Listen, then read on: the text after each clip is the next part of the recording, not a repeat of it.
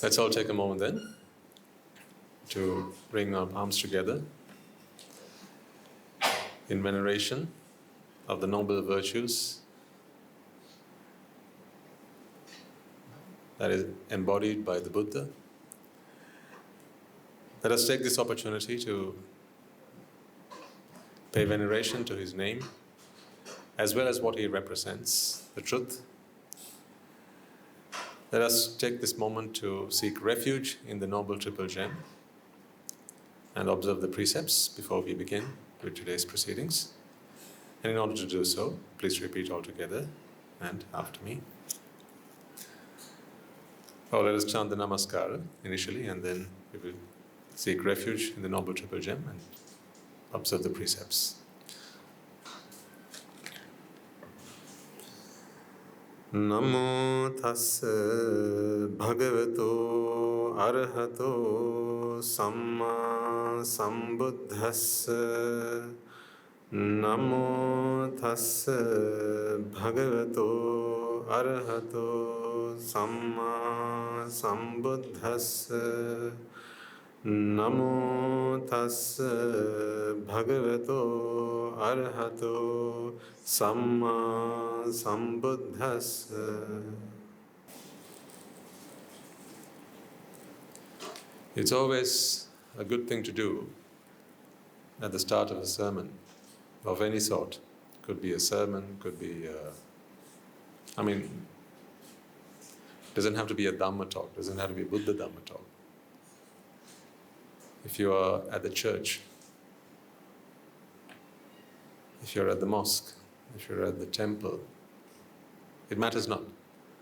Wherever you are, if you're about to listen to some kind of a talk, a sermon, a preaching, if what is about to be said is something that is useful to you, something that is good to you, something that is going to help uplift you in whatever way, and in whichever way, it's always good to make a determination before you begin. Because determinations can do things. What a determination does is it creates an environment. Your mind is key here. You understand that we are here to work with our minds, don't you? Although this is a sermon of sorts, I'm giving you a talk, ultimately, you expect to walk away having elevated your way of thinking in some way, transformed your way of thinking, because what you think is who you are, isn't it? Your happiness, your sorrows, your sadness, your weaknesses, all of these have a large part to play in the way you think. Your mind is key, mind is foremost, mind is the forerunner of all things. So, what we are doing here is healing the mind, mending the mind, if you like. We all understand that there are errors in the way that we think, and that is why we suffer. So if we could fix the way that we think, if our thoughts were more righteous, just, and if we could only think thoughts that were conducive to our well-being, thoughts that were good, thoughts that did good to us and others around us, then that would make us a better human being altogether. So if it's the mind that we're here to fix, then your mind can also play a part in these talks, ladies and gentlemen. It is not just the Swaminahanse or the father or the priest, whoever, that has a part to play in this. This is a two-way thing. You have a huge part to play here. If everything there is in the universe is vipaka, that is energy, and energy of various forms, there's light energy, heat energy, sound energy, there's mind energy. If all there is energy, then, and your mind is the creator of all that energy, the mind is able to manipulate that energy in ways and means that you may not have even imagined.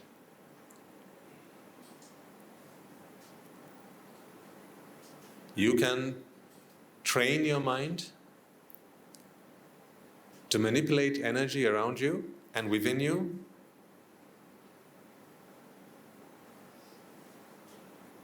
to such an extent that you can even change physical things around you. You can levitate. You've heard of these things in the scriptures, maybe in stories, talks. You can, through controlling your thoughts, your mind, and then by harnessing the energy that's out there, you can manifest things. You could even walk through a brick wall. Those days, I used to think this was just science fiction. But now I'm beginning to understand that there is truth behind this. It's all possible because the mind is the master, and the mind can manipulate energy. The mind can harness energy. So there's a part that you all can play at the beginning of a sermon, because it is about what energies we are going to exchange, what energies we are going to draw into this space that we're all in right now. By making a determination that may all the merits that you might have and you will have done throughout your existence come to support you in this moment, so that whatever it is that the mind needs in this moment to free itself from suffering and to experience joy, bliss by understanding the Dhamma, may that come to your support in this moment. By creating that environment in your mind, you will be able to attract that kind of energy. Because your mind creates that energy. And if you can create the environment within your mind, you can then attract that same energy that you once created. That's the way it works. It's kind of like a boomerang. This saying, what goes around comes around, it is so true, ladies and gentlemen. In ways, like I said, you may not have imagined. Sometimes, these are things that you might have heard. People might have said these things. Maybe we even say those things when we talk about karma every day, not even with a full understanding of how karma and vipaka works. But today, as you begin to understand how the mind works and how mind is the creator of all things around you, we begin to see these things in a very new light. It's amazing how my perspective of the world has changed ever since I came across the Dhamma. It's almost incredible. Those days what I thought were miracles, and I never thought that miracles could happen. Today I realize that they're actually not any longer miracles. I just didn't know how they worked, that's all. Walking through a brick wall, if someone had said that to me and said that some people could do that, I would have thought, crazy, that's crazy, how can that ever happen? Because through physics, we've only learned that when two objects come together, they collide. And if you use a force in this direction, the wall is going to push you back with the same force. So there was no way you could actually walk through a brick wall unless you broke the wall. But now, once you understand how the mind is able to harness energy and manipulate energy, then there's no end to the possibilities, to what the mind can do. Trust me, for now. Soon you will realize all this. So today I wouldn't be surprised if someone walked up to me and said that they could create things out of thin air. If someone said they could create almost any object out of thin air, I wouldn't be too surprised to hear that. Because the mind can do that. Look at yourselves for a second. Did you know that it was your mind that created that? Why do you look the way you look? Why are some of you dark and others fair? Why are some of you tall, others short? Why do you have your nose like that? Why do you have your ears like that, your eyes like that? Every part of you was a creation of your mind. It's marvelous, isn't it? It's not a miracle. It's marvelous, though. It's a marvel. Your mind created that. If you even believe, at least, the fact that a human being can, because of the deeds they do, upon their death, go on to become either a god or a dog, a four-legged beast, you've got to wonder, where does the universe find the stuff to make those things? See, no matter how much you eat, your body is always going to be the way it is, right? You can't change that. It's not like you can eat an elephant and a trunk is going to grow out of you. It doesn't work like that. That's because your mind has control over what shape you're supposed to be. Your mind designed your bodies. That's why some of you are male and others are female. Today it all makes sense. Science will tell you that this is down to the DNA. Yes, but that DNA and how those things came to be, how the X and the Y got together, all of that can now be explained by the way you think. Your thoughts are who you are, quite literally, in every sense of the word. See, if your mind is so powerful that it can even determine your physical being, then you mustn't underestimate the power of your mind, ladies and gentlemen. Today, the greatest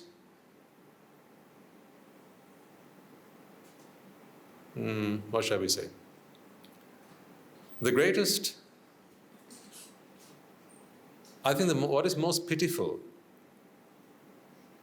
among human beings is that we have really underestimated the power of the mind. Today we have become more and more reliant on technology and less reliant on the power of the mind. There are, yes, of course, some who invest their time, their mental capacity, their power of thought to invent new things, to make discoveries and so on. But the vast majority of us are consumers, aren't we? We enjoy in the creation of those who exert their mental power, their mental capacity to create. Did you know that all of us are inventors? We can all invent. We can all create. You are your own father in that regard.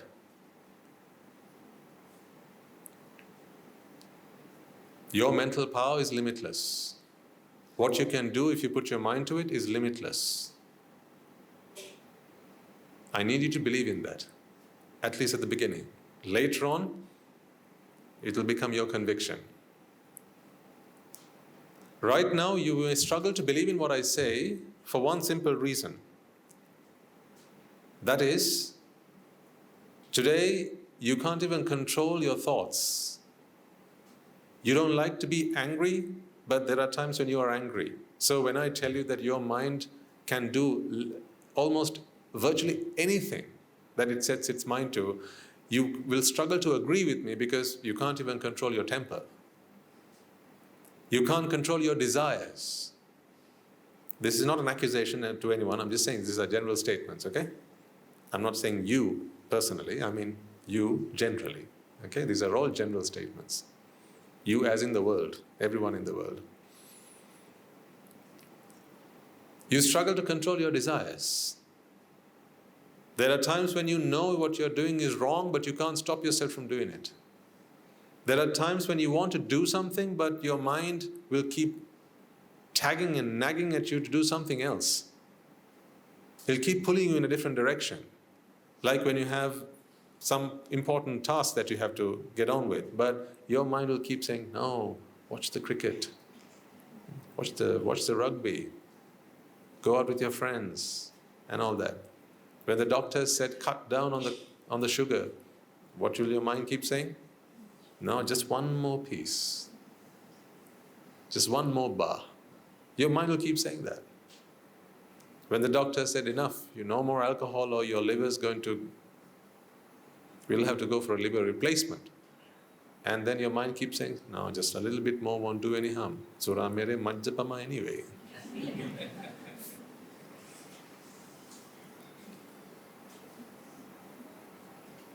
See, because you struggle with that alone, sometimes you may struggle to agree with what I tell you. How it is that the mind is capable of doing almost anything. How can the mind create a dog? How can a mind create a monkey? How can a mind create a god, a Brahma, a human being? These are things that your minds can do, ladies and gentlemen. What we are here is to learn to tame our minds. Because first things first, before we go on to levitate or create planets and other beings and other creatures and other objects, first of all, we must learn to tame our own minds and be able to be happy at all times. Right? So that's the first thing we must do.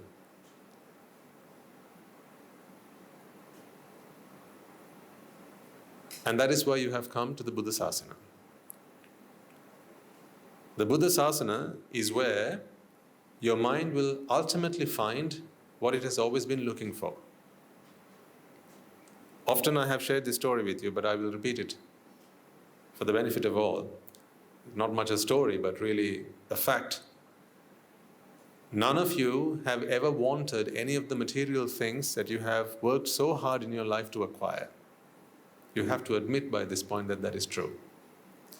Once again, none of you have ever really wanted all these material gains and possessions that you have worked your whole life so hard to acquire, because it was not really those material things that you actually wanted. It was what you thought they would offer you. And that is just one word, and that is happiness. Happiness is what you always wanted. To be free of suffering, in other words. These two things are almost synonymous. To be free of suffering was what you always wanted. But your mind kept telling you, because of the indoctrinations that you had from people around you, what society taught you, what your teachers taught you, what you read in the books, what you saw on the magazines, read on the magazines, watched on TV, that there are things out there that would bring you happiness. And then once the mind believed in that, your mind went on to work hard to acquire those things. Today, you work hard, you do a job to earn money so that you can buy the things that you believe make you happy. See, we have this saying amongst us, don't we? That I have found my happiness in something and others have found their happiness in something else. Right? You could say, for example, I find my happiness in eating chocolate. She finds her happiness in eating cake. I find my happiness in jazz music. She finds hers in classical music. And someone else finds theirs in rock music. I find my happiness in fashion. Others find their happiness in adventure. Lots of different things we talk about. And we really believe that these things actually make us happy. And if I asked you what your hobby was, pretty much everyone in this room would have an answer. Is there anyone in this room who doesn't have an answer to that question?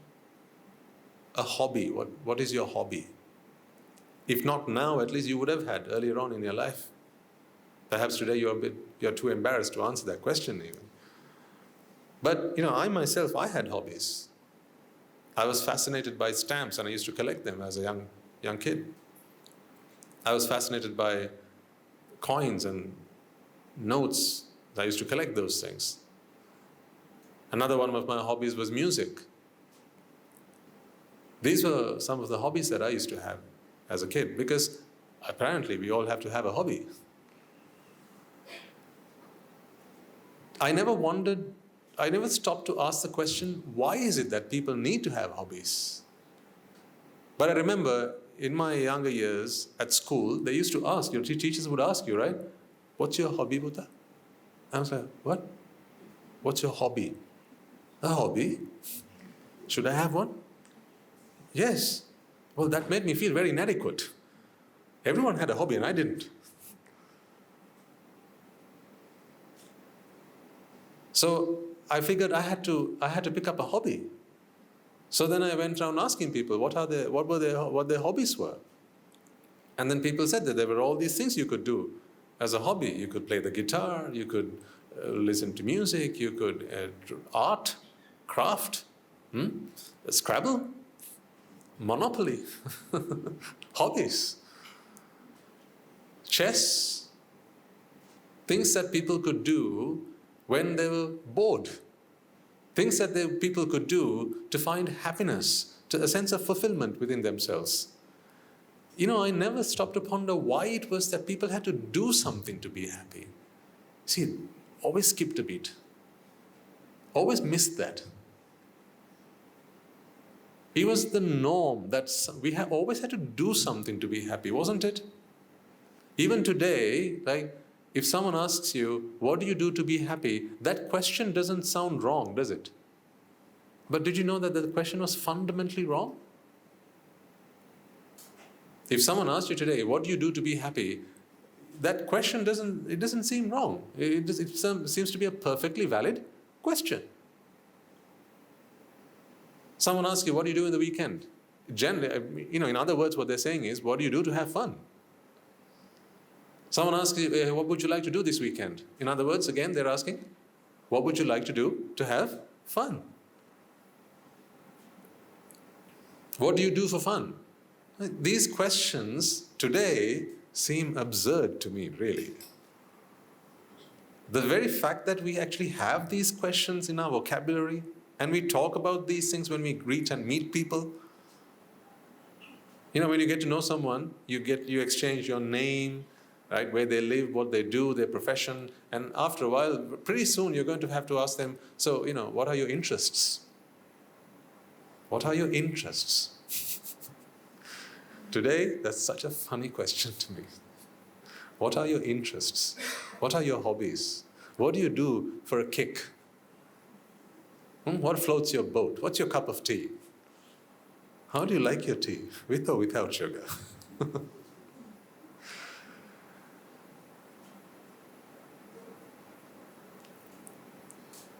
All of these were indoctrinations. Your mind had no answers to any of these questions when it was first born. Did you know that? You were not born with a favorite color. It was acquired. And today, it seems so natural and so normal for you to have a favorite color. You probably still have one. But you had to be taught what your favorite color was. If so, how could that be your favorite color? In other words, any color could have been indoctrinated in your mind as your favorite color. Any color whatsoever. If the right mental environmental conditions were created, you could have been fed anything. Now take food, for instance. In our culture, there are certain foods that we eat, don't we? There are staple foods like rice and curry. Yeah? But if you go to another part of the world, they're also human beings, aren't they? In other parts of the world, they'll eat other kinds of food. So, some people actually enjoy that. They keep traveling around the world so that they can try out different foods. And that's part of again, it's another hobby for some people. But do you think that we are predisposed to eating or enjoying a certain kind of food when we are born? Do you think we are born that way? Like you're born to eat pizza. You're born to eat rice and curry. You're born to eat pasta or whatever. That is not so, ladies and gentlemen. We are not born with a predisposition for any type of food as a favorite kind of food. It's not how that works. Your mind is not born to have a favorite kind of food. Here's what your mind is born with: a predisposition for happiness. That's all. In fact, that was why it was born in the first place. It never found it last time, the previous time. So it's come back to complete unfinished business. It could never rest in peace because peace was not found. Only those who live in peace rest in peace. If you don't live in peace, you can never rest in peace. So there's no point putting a tombstone that has RIP written on it unless that man or woman actually found peace while they were still alive. It is no point to think that, he had such a restless life, he had such a life full of agony and pain and sorrows and grief, and he had to go through so much, and finally now he can rest in peace. Not so. Not so. Well, then the easiest thing to do is to kill someone just as soon as they're born, isn't it? If you murder an infant, they don't have any of the problems that you and I have. No money problems, no girlfriend problems, no boyfriend problems, no husband-wife problems, no money problems. None of those problems, no heartaches, no breakups, right? No relationship problems. No, I have to pay my mortgage problems. No finance problems. None of those problems. So if you murdered an infant just as they were born, just as soon as they were born, then you could that would be it, done. So why do we not do that? So what we do is we have the infant, the newly born, and then we feed it all these problems, right? And then we somehow expect it to solve all those problems by itself. And hopefully, before it dies, it can find rest.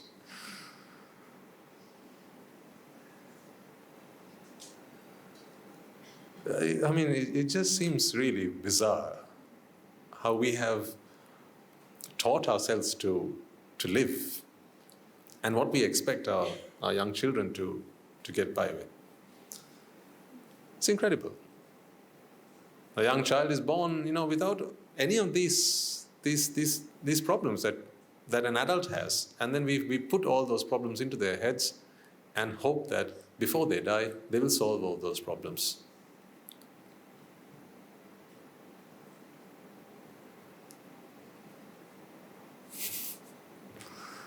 We only have ourselves to laugh at, really.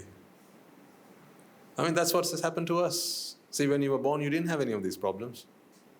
And then the people around you, they kept putting all these problems into your head. Someone said, yeah, you're a boy, so you should find a girl. Really? Yeah, you should. Oh, okay. Look at all the other boys, they've got girls. How come you haven't got one? Oh, all right, then I have to find a girl. And if you were born a girl, someone would have said, well, if you're a girl, you should go find a boy. And then they put that into your mind. Remember, your mind did not have any of these. A mind is a mind, ladies and gentlemen.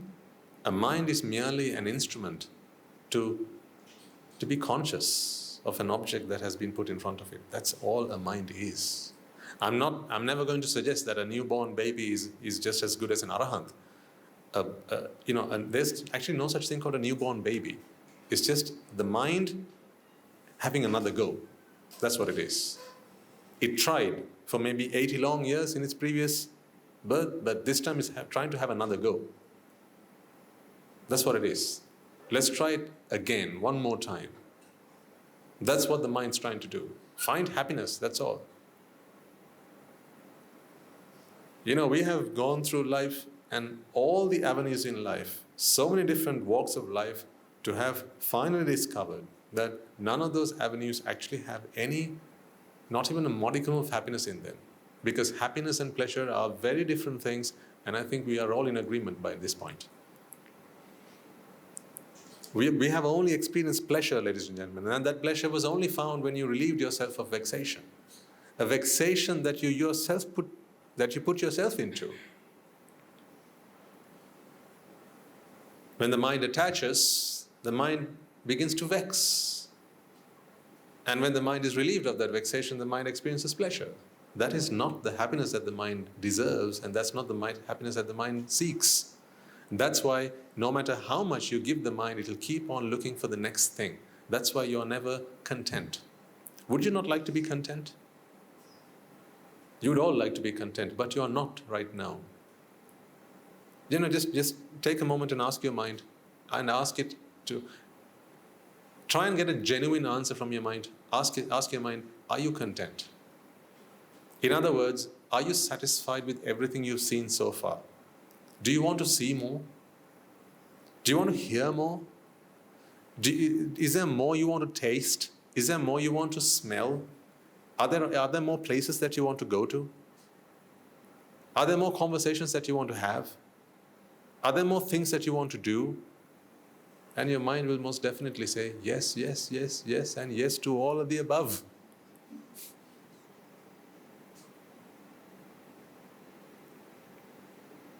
If you still have a favorite music that you like to listen to, that's your mind saying, yes, I'm still looking for happiness. If you still delight in the food that you eat, then your mind is still looking for happiness. The thing is this, folks. You're doing your mind a disservice. You're doing your mind a disservice by giving it cake. I need you to understand that. You really are.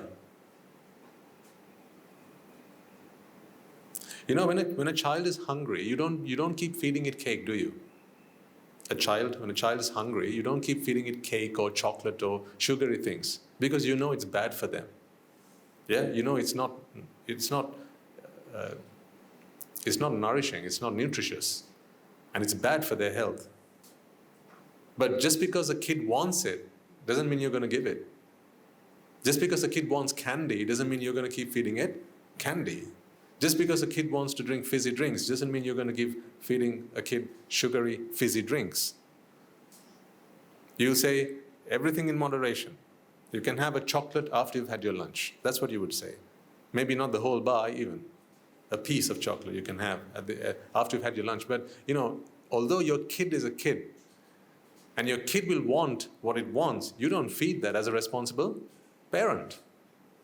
Agreed, parents? See, you protect your child by doing that.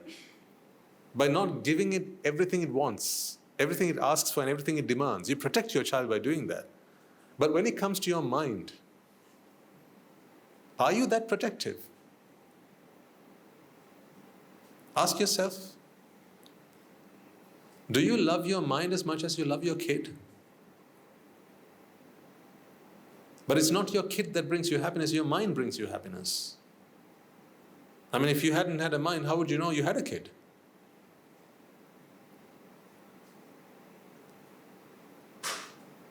That's why I say we do our minds a huge disservice by giving everything that the mind demands. It's irresponsible. It's irresponsible. The problem is this: you were born with a mind, but you were not born with the manual to the mind. And that's terrible that it was like that. If you buy a washing machine, it comes with a manual. If you buy a television, it comes with a manual. Does it not? You buy almost any instrument, it comes with a manual. You were born with a mind. Where was the manual? Where's the manual? Where's the user's guide?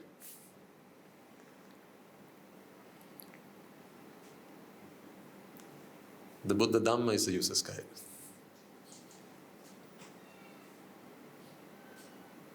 The Dhamma is the user's guide. This is the manual. You are born with limitless power, but without the knowledge to harness that power. And so right now, this power that you possess is doing all sorts of things, up to all sorts of mischief, and you can't control it. Maybe there are habits that you've picked up along the way that you want to give up, and you make a determination, but your mind is weak. Have you not sometimes cursed yourself for that? Let's take an example. Say you have a habit of, I'll take a random one, smoking. That maybe you picked up that habit when you were 16. We all had good friends, didn't we? So you picked up that habit at 16, and then you've been smoking since. Right? But sooner or later you realize that smoking is bad for your health. And you wanted to give it up. So one day you said, right, yeah, that's going to be the last one. I've realized today that smoking kills. It's doing an incredible amount of damage to my lungs, right? And it's killing me. The doctor said that I have to stop, right? That's it, I have to stop. So what do? You take that last cigarette and you say, you promise yourself this is the last one. Never again, this is the last one. Right? So you give a good farewell, goodbye speech. That last cigarette, you smoke it like your life depends on it. And then finally, you close the pack and you put it away. See, sometimes you have to then find other means of trying to avoid seeing them. So you might even tell your family, if you see a cigarette packet, please take it away from me because I don't want to feel tempted. Your temptations will keep on urging you. Now you see, once again, you have limitless power. Your mind is so powerful that it can make you to do something that's not good for you. It's so powerful.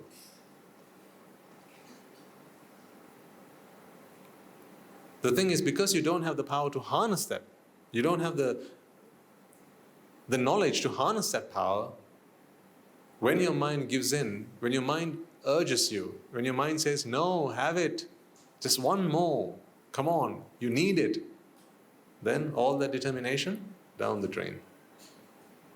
And you will just give in. And after you take that cigarette, later on, you then can't stop yourself from feeling regret. See, do one or the other, right? Either have the cigarette and can shut up, right? Or don't ask for it in the first place. You should be able to tell your mind that, shouldn't you? Really? It doesn't seem fair, does it not? I mean, does it? Doesn't seem fair. Either don't demand a cigarette, or once I have it, just shut up about it. And don't keep on saying, oh, I shouldn't have had that. Why did you have that? We had this conversation before I had the cigarette. And you wanted it. And now I had it, and now you say, why did you have it? Been there, done that? You know what I mean. For some of you, it will be a cigarette. For others, it will be alcohol. For others, it will be, I don't know, chocolate, cake, pudding, TV, Facebook. All sorts.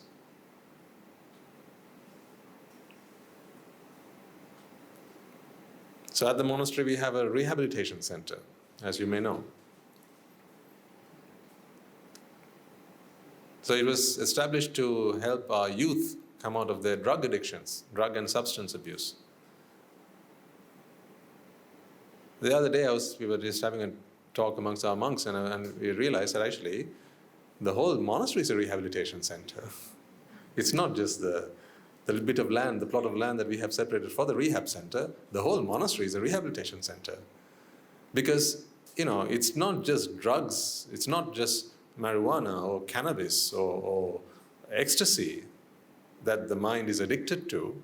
The mind is addicted to TV, music, food, women, men, sex, all sorts of things. These are all because of misinformation. This is what happens, folks.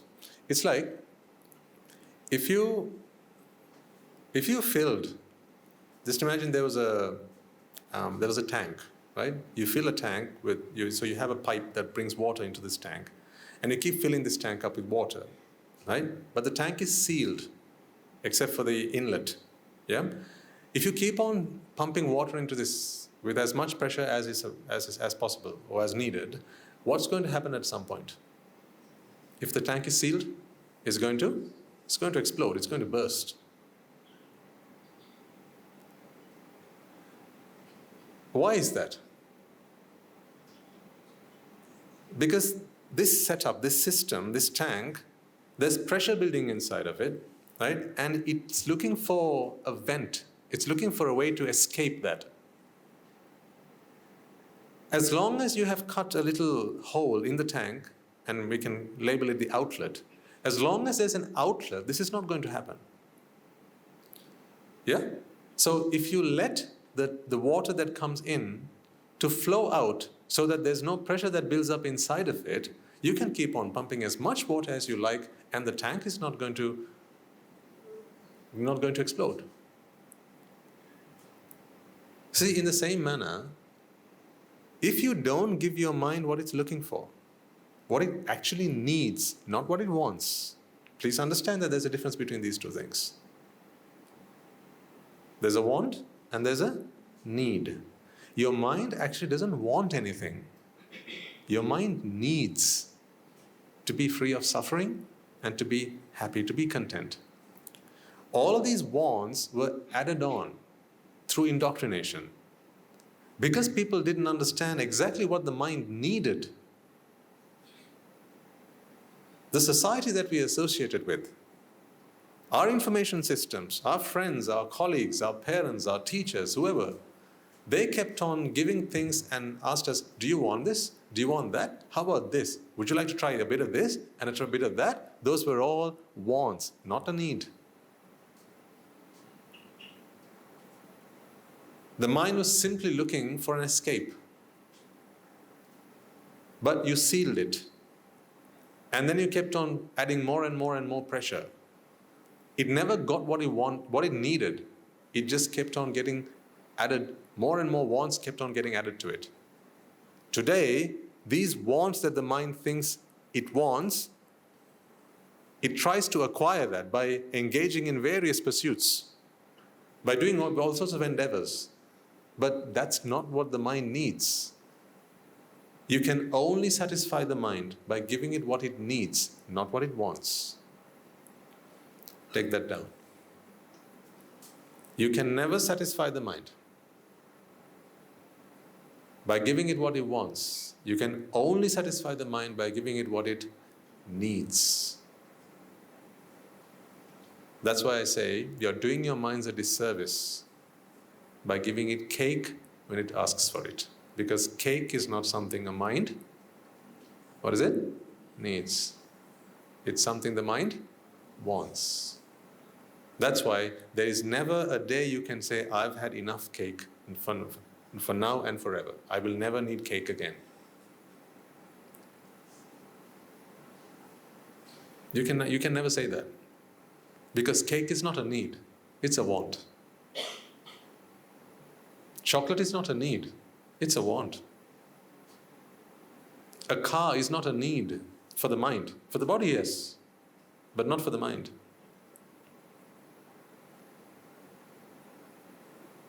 These are not needs, these are wants, ladies and gentlemen. Now ask yourself, how many wants have you acquired throughout your life? Just ask yourself for a second. This has to be a two-way thing, right? I want you now to, this is a practical exercise I'm going to give you right now. Ask yourself, how many wants have you acquired? You were born with a need, but you acquired the wants. Do you understand the distinction there? Your mind was born with a need. The need to be happy, absolutely. Yes. Your mind was born with the need to be happy. Your mind was fed wants. So much so that if you ask the mind, why do you want all these things? Your mind will give you one answer. What is that answer? To be happy. Do you see that? So actually what your mind needs is just to be happy. But we just kept on plowing or throwing want after want after want after want. And so what the mind had to do then is, with no idea how to actually find this happiness that it needs, it had to just keep on looking for the wants that people said would somehow make you find happiness or let you find happiness. That's where you went wrong. So ask yourself, how many wants do you have in your life? These are all wants that you've acquired. That's why your wants are all different to each other, but your need is not. We talk about personal preferences. Yes. We talk about how we are different to each other. She likes this, but I like this. Why do people struggle to live together? It's not because they both have the same need, because needs are always the same. It's because they have different wants.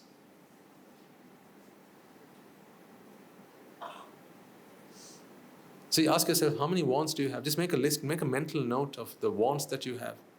Let's put a few up on the board. I'll help you with this. Huh? Why not? What are some of the things you want? Okay, not some of the things you want. Some of the things that your friends want. Huh? Go on then. Ice cream. Your friend wants it, right? Yeah. None of us want ice cream. Yeah, we are saints. What more? Okay, well, the body wants a house. Sorry, the body needs a house, but the mind wants a house. Okay? Music?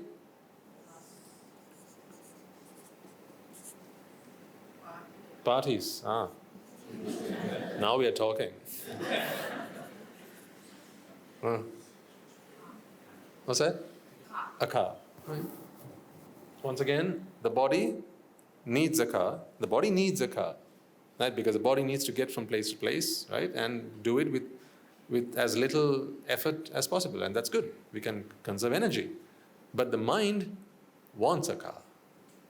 And the mind wants a specific kind of car. It wants a specific brand of car. It wants a specific type of car. It has to be a coupe. Or it has to be a sedan. It has to be a limousine. See, all of these.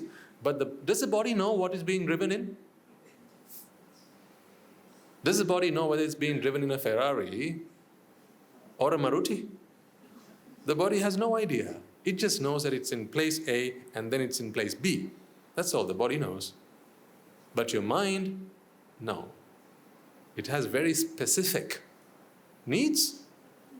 Needs? Wants. Yeah, give me a few more. Qualifications. Yes, very good. What's that? Travel, yes, travel.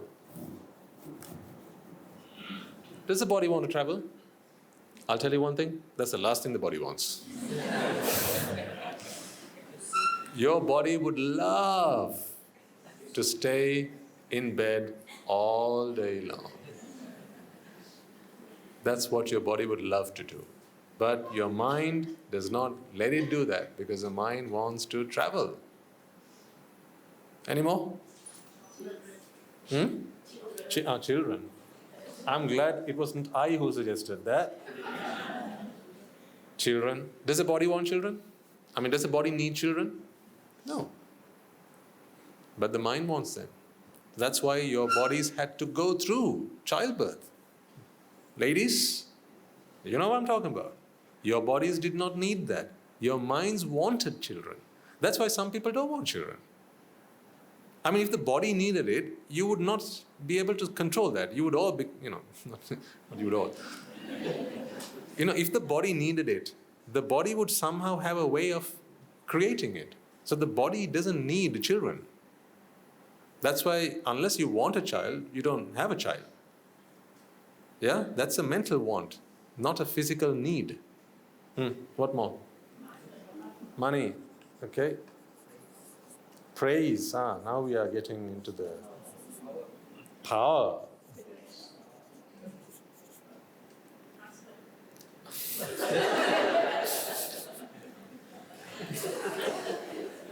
Let's be diplomatic, right?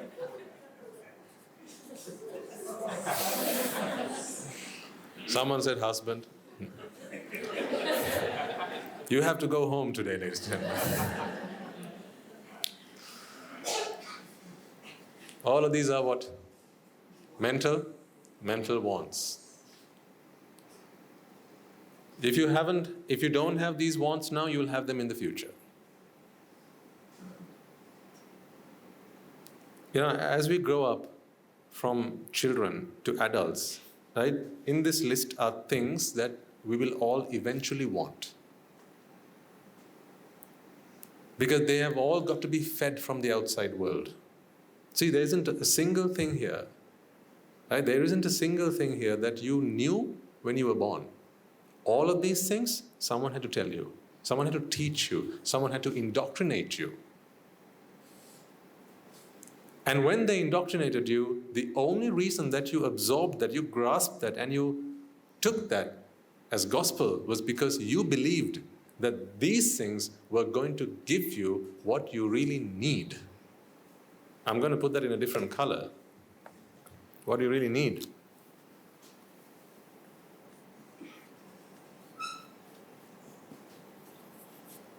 That's what you really need. That's all you really need.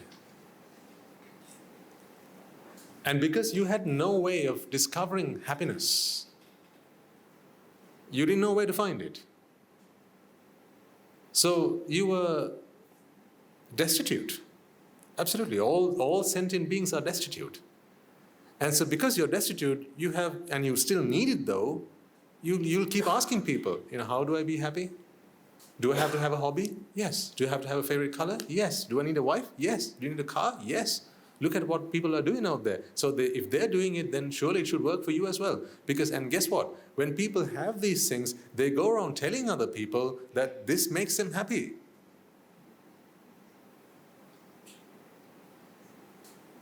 And actually, that's not because it makes them happy. It's because when you acquire these things, you are now relieved from vexation. That's why they don't always make you happy.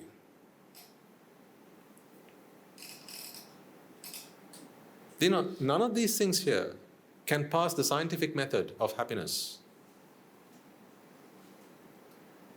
If X gives you Y, more of X should give you more of Y. So if any of these things give you happiness, then more of these things should give you what? More happiness. Do they? Are you going to suggest that if you keep traveling and traveling and traveling and traveling and that's all you do, you're going to be happy? Ask the tour guides. They do that for a living, right? That's what they do all day long.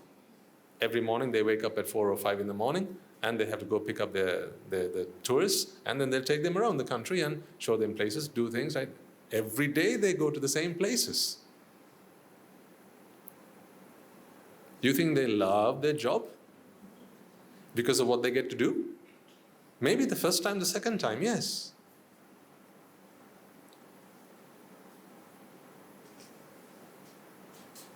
But for the tourists, it's amazing. They take pictures. But not for the tour guides. So traveling, yes, once or twice maybe, but not more of this. Does not give you more of. See, if these are X's, and that's the Y, does more of X give you more of Y? Does it? No, ladies and gentlemen. Let's admit that, at least now. For 50 long years, you've been trying all of this in the hope that it would get you that. At least now, let's admit that it doesn't work. It's never too late to wake up. It's never too late to open your eyes and see the truth.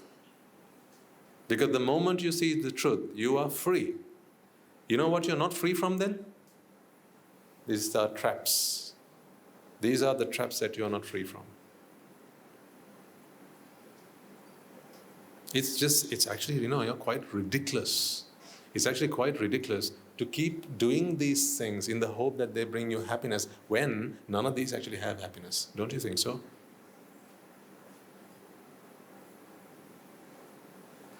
I mean, aren't you shocked at what's been happening with your life so far?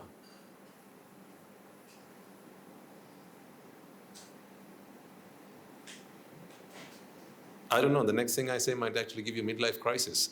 But the truth is that these are the things, on this board are the things that we've been doing all throughout our lives in the hope that it will eventually bring us that. Look at how much energy you invested in all this. How much effort, how much heartache. How many hours of sleep have you sacrificed for this? For your car, for your children, for your spouse. None of you needed a spouse. None of you needed children. You needed happiness. But people taught you, people told you that if you want happiness, you've got to try these things. How wrong they were. And yet you had no one to ask. You had no other way of verifying that information. You just took it at face value. You took it and you ran with it. Was it not literally a case of the blind leading the blind?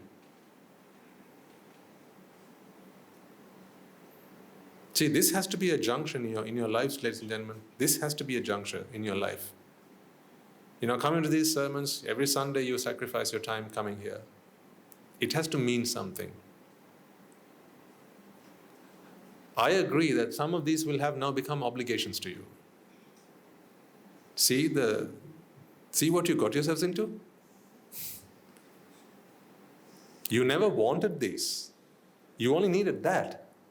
But now you jumped into these things so much so that now they have become bottomless pits that you can never come out of. There's not a ladder to climb out of them. There's no rope to hang on to. One thing after the other, you just keep on falling deeper and deeper and deeper and deeper. I'll give you one example of that. Children. What comes after children? Grandchildren.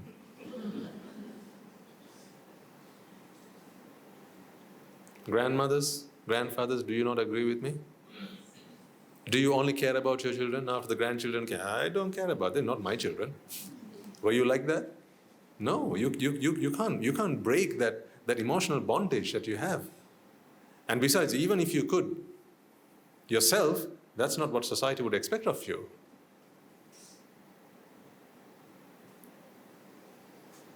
That's why I say these are bottomless pits. Is there anything on here that once you take, you can just ignore? After you tie yourself to any of these things, you have to maintain them. Don't you? Any of them. Take any one of these on the list. After you acquire it, you have to now maintain it. Sometimes the maintaining it is not fun, but you have to do it nonetheless. Do you enjoy maintaining your car? You might like washing it the first time. That might be fun, yes. Dusting the carpets and opening, using the hoover inside. That might be fun for the first time, second time, maybe the third time. But after a few days, it's just a chore after that. That's when you ask your little one to go and do that. Or you take it to the, what do you call it? The car wash. Why do you take it to the car wash if you enjoy washing your car so much? And once your car starts breaking down, then you have to fix it. And when it needs to be refueled, it doesn't matter how long the queue is, you're going to have to wait outside. Then the fun gets going. Actually, there was never any fun in any of them in the first place. Here's what happened. You were suffering because you thought these were going to bring you happiness. It was merely a thought. You were tricked. It was a practical joke that people were playing on you, and you bought it. I like charity. What was that? Charity. That's a good one. I'll put it on the board. I'll come back to that later, okay? You can do charity in two ways. They're both fine from the perspective of the recipient. But from your perspective, it depends on why you're doing charity. I'll come back to that later. Name anything on this list. Once you've acquired it, you have to maintain it. That maintaining is not fun. And once these things become yours, you have to protect them as well. That protecting them is not fun either. You have to now become the protector. You have to safeguard them. Because, this is the reason for that. Others in the world are just as you. They have also been fooled. So others also believe that in these things are happiness. So what do? When they see you have it, now they want to take it away from you. Because they're just as fooled as you are. For instance, when someone sees that you have money, right? When someone knows that you have money, they want to get that money somehow from you. When someone knows that you have power, they want to get that power from you because they believe in power is happiness. I mean, that's why you did it in the first place. So, of course, with someone watching you, so a bystander would be fooled. So they'd think, well, this man, he went after power because that's what he wanted, happiness. So surely happiness must be in it. So I must also go and acquire it. And if he's the one who's got it, I must get it from him. That's why there's always a power struggle. See, these things that people are fighting with each other for, how ironical. Because they don't have happiness within them. And yet they keep on fighting for them. Fooled, tricked, thinking that happiness is within these things. So people keep on fighting for these things. Why do people steal? Can someone steal happiness? No, but people can steal these things, can't they? Don't you think a thief is wasting their time? If a thief ever walked up to me, right, I'd say, stop wasting your time.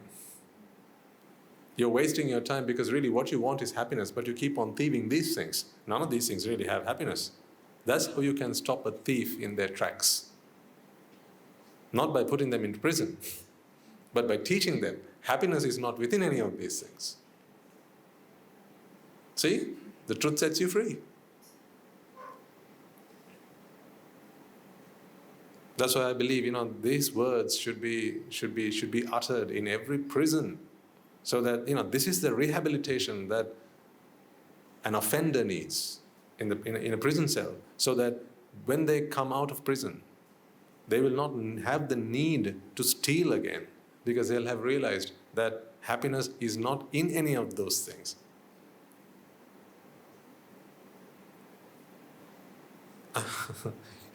Do you have a better solution? Let's bring in new laws, and bring in harsher punishments, longer terms, longer prison sentences. Let's bring in capital punishment. Execution, if you're caught thieving. Do you think that's going to stop? I'll tell you why that's not going to stop people from thieving. Because the mind will still vex. Remember the tank that we were filling with water? If there's no outlet, at some point it's going to explode. In the same manner, ladies and gentlemen, it doesn't matter how harsh the punishments are. It doesn't matter how much you're going to fine them. It doesn't matter how long you're going to put them into prison for. It won't even matter even if you're going to chop their arms and legs off. If that was the punishment, people will still do it. At some point, the tank is going to explode. You can't stop people from sinning by telling them that it's bad or there are consequences. You stop a sinner by teaching them the truth. They only sin because they're after happiness, and these are all the things that are available to them. And people have indoctrinated them by saying, if you acquire these things, you can be happy. How wrong. It should be society that should be blamed. It should be the education system that should be blamed. It should be the parents of the man when he was a child that should be blamed for him having become a thief. Because if he had been taught when he was young, if he had been taught when he was young that happiness was not to be found in any of these things, he wouldn't become a thief.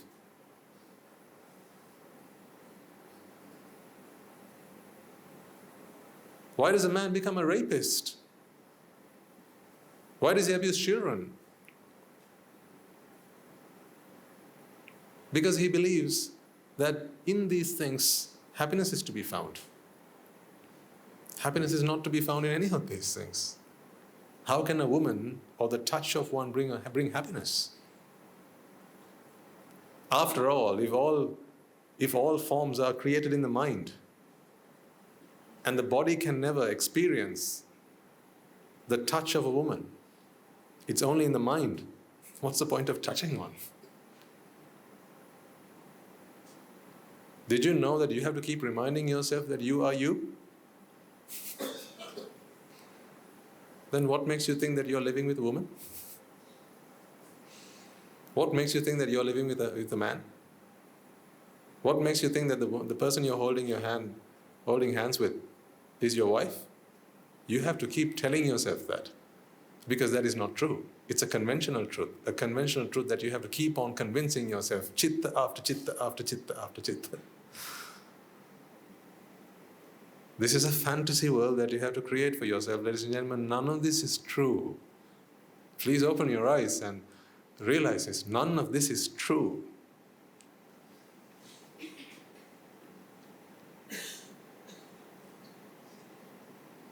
Your eyes don't see color. Your mind sees color. So if there's something that you like the color of, it was a creation of your mind. So what's the point of taking the physical object because it doesn't have the color in it? Your mind created it. If as I'm on the topic,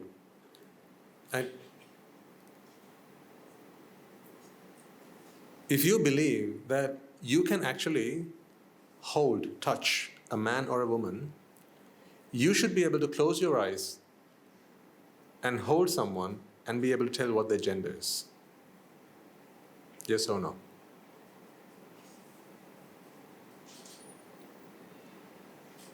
If you believe that you can touch a man or a woman, you should be able to close your eyes, right? You're blindfolded, and then someone walks up to you. You should simply be able to touch just with one finger, like that. Okay? And then be able to say whether it is a man or a woman that you have touched. How come you can't do that? Because that's neither man nor woman that you have touched. It's just a touch object. This is what we call a sparsha rupa, a touch object, a pottabha rupa in the Pali. But many of those you take in through your senses. Then you open your eyes. There is no woman to be seen, merely energy. Light is there, but color is not there. You take in information through your eyes. Then in your mind, you cook up all this in one pot. Like the ingredients that you put in when you make a curry. You put all these into one pot, and then out of that pot comes a woman. So who creates the woman? Your mind does. That woman does not exist on the outside.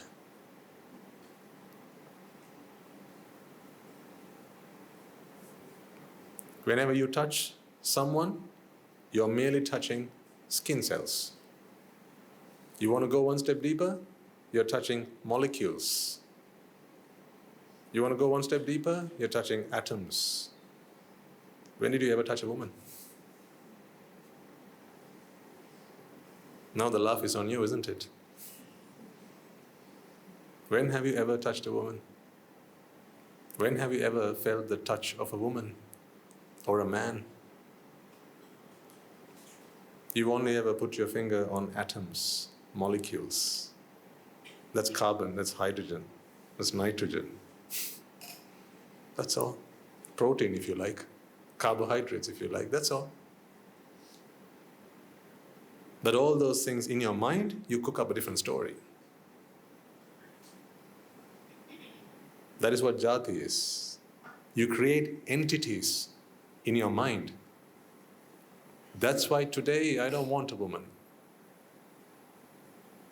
I used to want one as a layperson. But through the dhamma I realized that there were no women to go out with.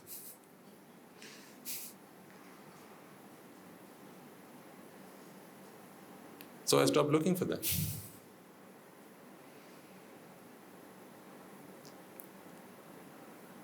If you are a woman, stand up.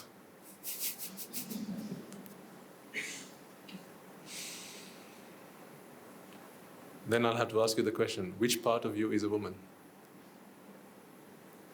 Any part of you show me, I'll tell you, no, that's just carbon, hydrogen, oxygen, nitrogen. Or proteins, lipids. That's what it is. There's not a single part of your bodies that's a woman.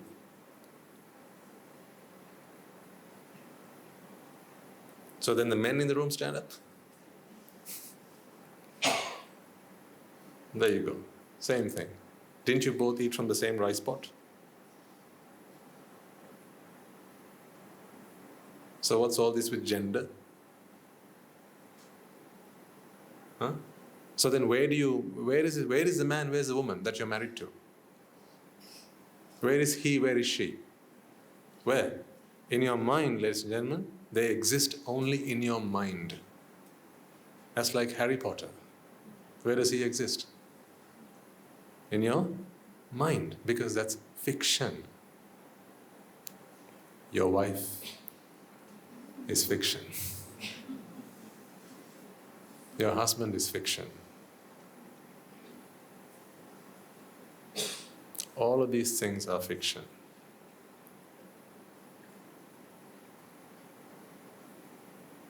But in your minds, you make this a reality. And so actually, you're married to the woman in your mind, not to the real person out there. That's because you don't understand how your mind works. So you keep on cooking these things up in your mind. It's like a dream. In your dream, you see things. Yeah, you can't explain them. You just see things in your dream, in your dreams. And then when you wake up, you say, I saw these really bizarre things. I was flying. I was an elephant. I had a trunk and I was still flying up in the air. I don't know how that happened. See, you don't know how that happens. And you think that was bizarre when you saw a dream. What about this? When you cook a woman up in your head, is that not bizarre?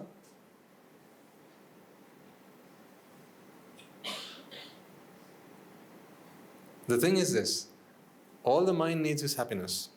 When the mind has not discovered the dhamma, when the mind has not discovered Nibbāna, dhamma, the mind believes that the mind goes into a state of destitution, looking for happiness. And then it keeps getting on being indoctrinated with various ideas and thoughts and so on from the world in which it lives.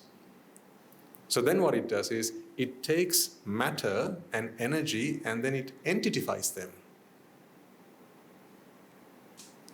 It makes entities out of them. And those entities, the mind gives names to.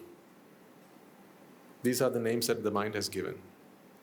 Have you ever listened to music? Music does not exist in the outside world. It's mute out there. What does a piano sound like? A piano has no sound. It only emits vibrations. And the violin? The same. The tabla? The same. The sitar? The same. The flute is the same. All it does is it gives off vibrations. In your mind, those vibrations are translated into sounds. And even still, you can never listen to a song, because at any one point, you can only listen to one note. Yeah? At any point, you can only listen to one vibration, one note at a time. So then what makes you think that you're listening to a song? Who's doing the stitching? Your mind is. It puts all those tones into a timeline, and then it convinces itself that what it has been listening to all this while was a song. You've never listened to a song, ladies and gentlemen. How can you listen to a song in one chitta? You can't listen to a song, because a song is something that exists over a period of time. But your minds can only perceive something that is in the present moment. So how can you listen to a song? You can never listen to a song. That song has to be cooked up in your mind. But here's what happens. If it's a song that you like, when you start to hear one part of it, your mind has already projected the remainder of it. And that's why listening to it is fun. Because your mind is now vexing for the next part. And then you hear it. And then you're relieved from vexation. That's how you enjoy music.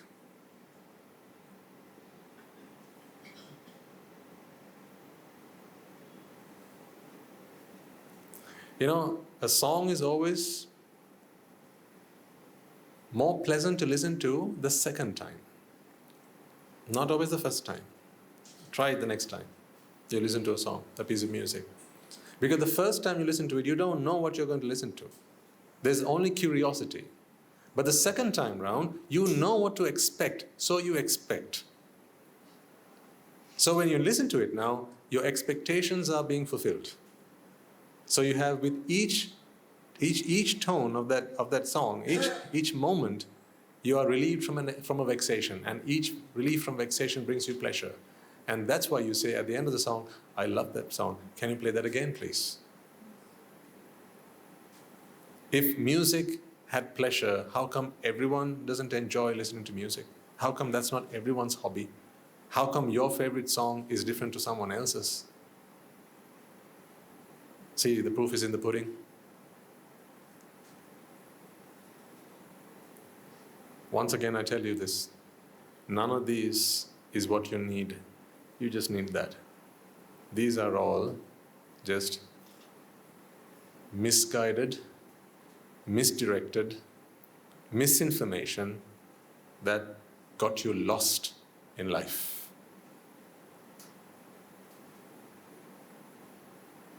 This is why you were lost.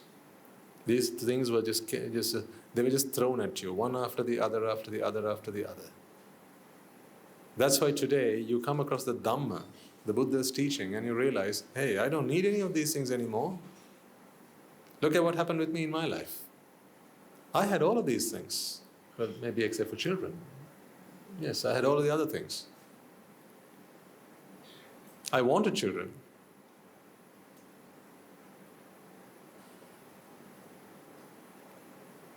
I should have been careful what I wished for, but now I end up with 200 children. I wanted children, I wanted all of these things because I thought those were going to bring me happiness. But then I found the Buddha's teaching. As soon as I found the Buddha's teaching and I understood the Buddha's teaching, then I didn't want any of these things. What does that tell you? What was my mind? Leave your minds aside for a second. What was my mind after? Travel, car, money, ice cream, or happiness? Happiness. See, one other point to prove this. When I had travel, did I not have a car? When I had a car, did I not also have ice cream? I was driving and then having ice cream at the same time. When I was having ice cream, did I not want money? Did I not keep going after money? How about a house and praise and music? While I was driving, I was listening to the music. So if when I had one of these, I also needed others in the list, does that not tell you something?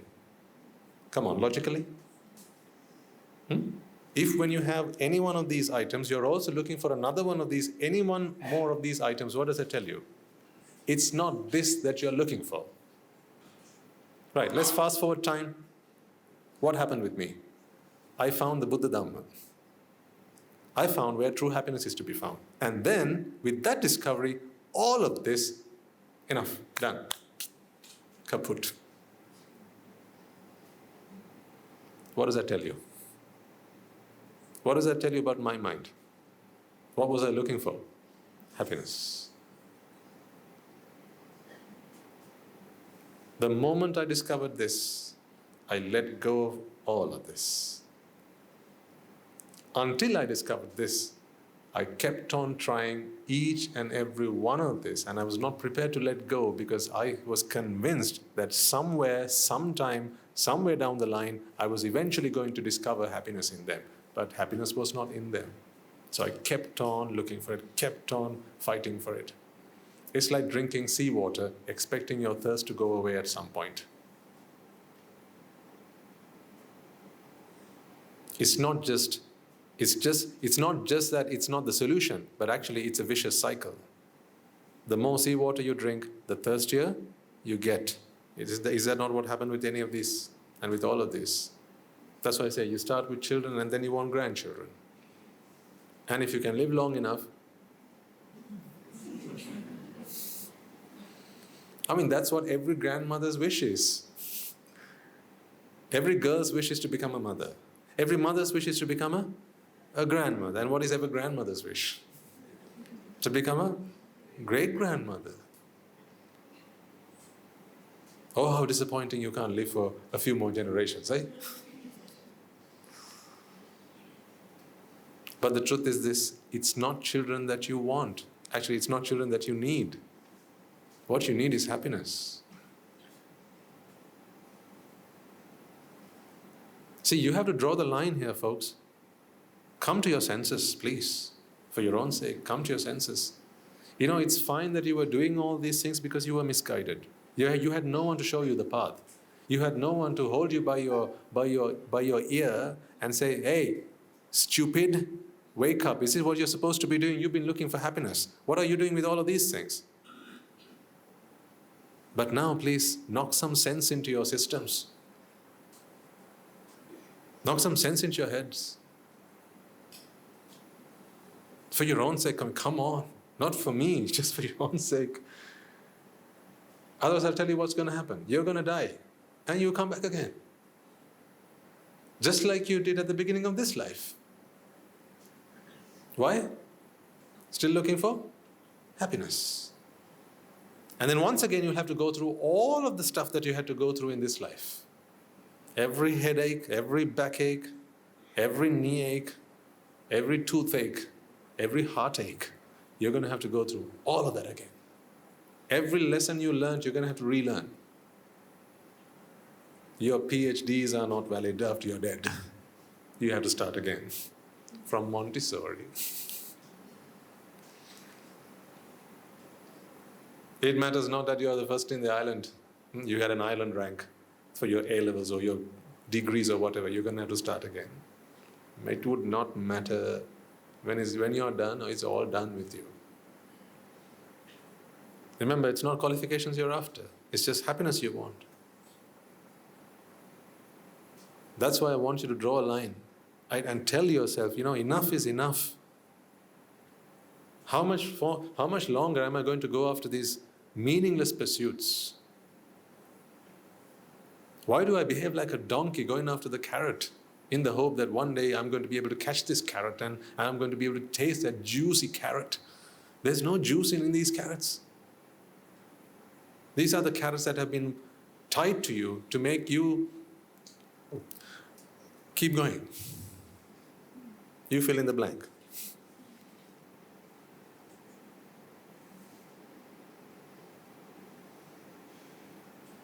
Seriously, for your sake, folks, you have to see this truth. I mean, you've invested your whole life in this. This is what aged you. Don't you agree? This is what aged you. You were not this old when you started working on these things. At 18, you remember when you were 18? Remember? Long time ago. At 18, you were youthful. You had everything going for you. You had every opportunity. You had your whole life left in front of you. And guess what happened? You found someone who came and told you, you got to get married, puta. You have to buy a house, puta. You have to earn some money, puta. They might as well have said, jaha puta, jaha.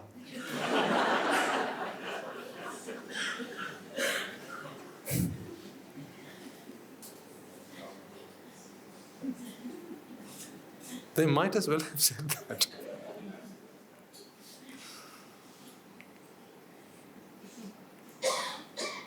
Because that's what you did.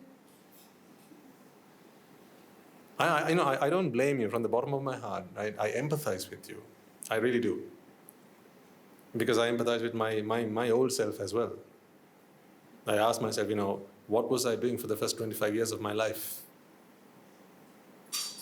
All that energy, all that vibrance, right? All of that was just lost doing meaningless things.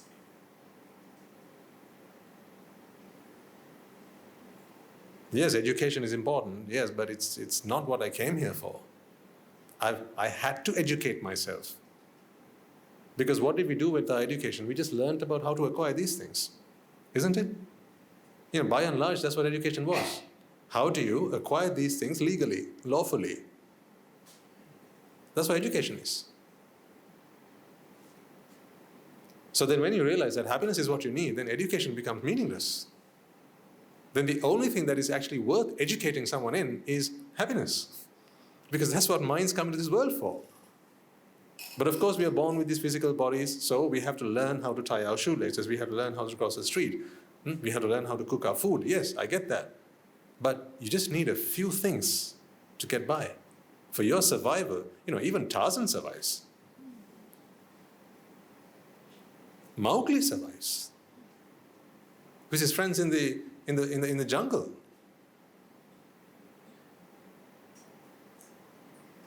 We don't need to know this many things. You might say, well, Swaminathan, how's the world going to operate then? How's the economy going to work? How's business going to work? How's politics going to work? How is the whole world going to function if we don't educate ourselves? Well, yes, that's for the whole world, but what about you?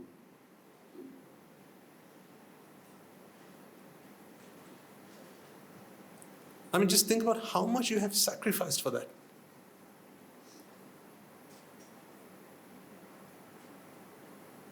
I mean, are you just a pawn for the world? Would you just educate yourselves because the world wants the economy to work? So you go and do an econ degree because economy has to work. Is that why? You're so selfless?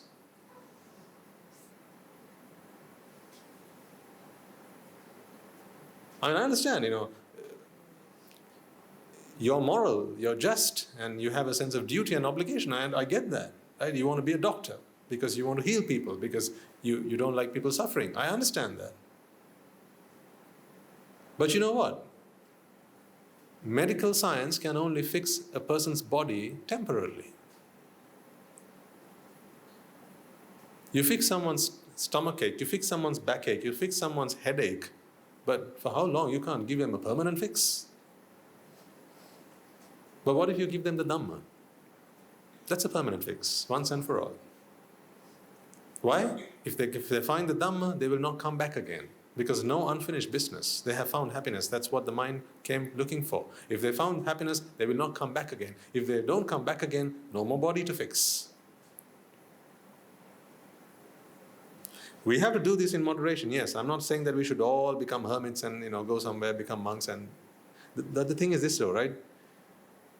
Just imagine if I was such convinced that I thought that everyone of you should become monks. Just imagine if I had that thought, right? I know you'd come and slap me, but just imagine if I had that thought that you should all become monks and you should all give up your lay lives and go ordain, right? So I come here and give you that talk. Are you really going to come with me? So, sometimes people ask me, Swaminathan, you keep telling people that they should give up their worldly lives and they should go after this spiritual pursuit and they have to go to Nibbāna. What if everyone did that, Swaminathan? How is the world going to work? And then when you're sick, who's going to give you medicine? And who's going to cook your food for you? Who's going to run the streets for you? Who's going to put on the street lights? If everyone follows you and goes to the monastery and become monks. I say, well, yes, when the sun rises in the west, you come and let me know and then we'll fix this problem as well. Because this is something that's never going to happen. So there's no point talking about it. When I talk to an audience of 500 people, 2 people will come and say, yes, I also want to walk that path. 498 will be quite content with what they're doing.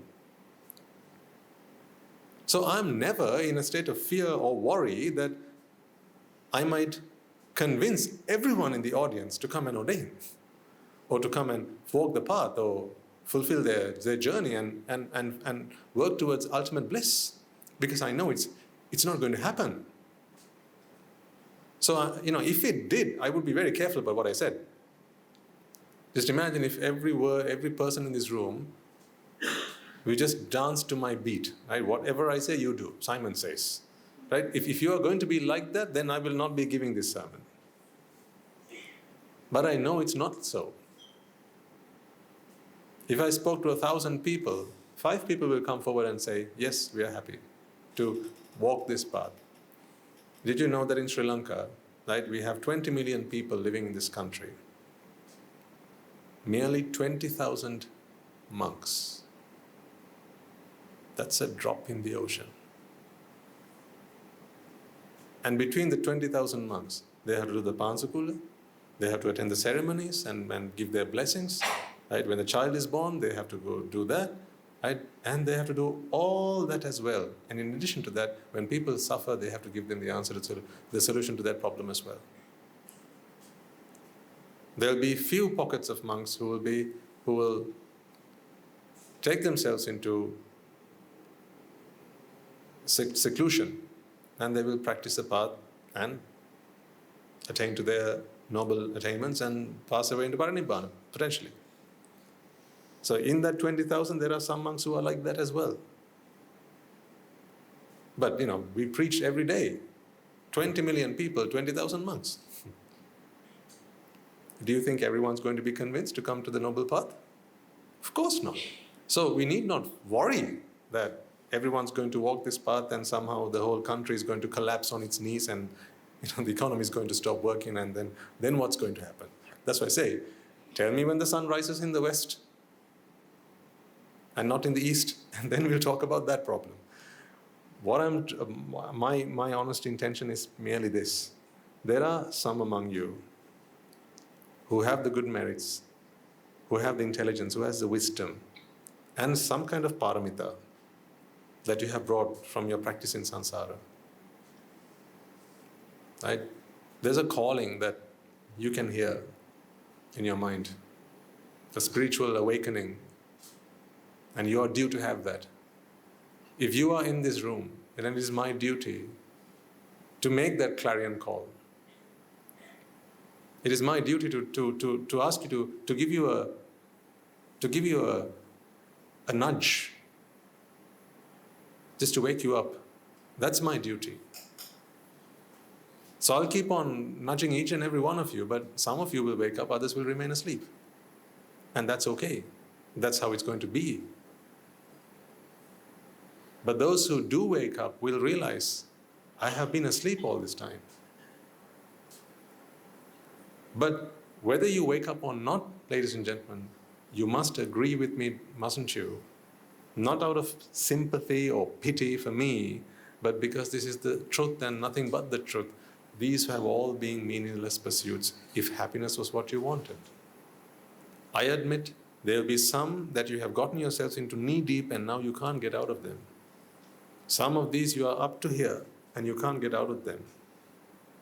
You're sunken in them. You have almost drowned in them and you can't get out of them.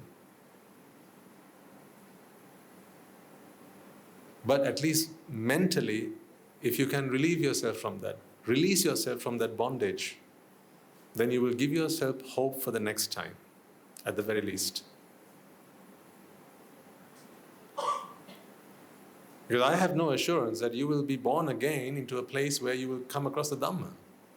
You know for yourself for how many long years you've been listening to the Dhamma, and all of a sudden, out of nowhere, you got to hear maybe Guru Hamra's voice. And you realize, wow, this is the Dhamma I'd always been looking for, but I'd been listening to sermons for 20 years, 30 years, but now change happened in me, and all of a sudden I found this sermon, and it changed my life.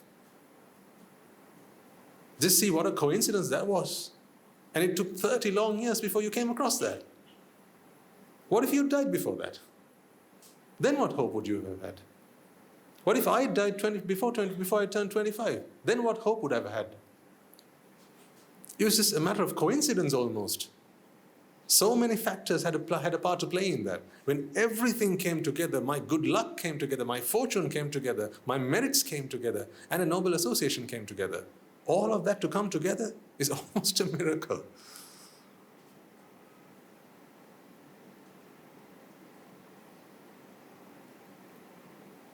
But the truth is, in this infinitely long journey of Sansára,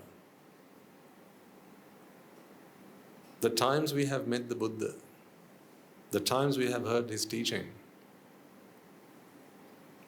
are very, very, very few and far between. If you were able to take some sand onto your thumb,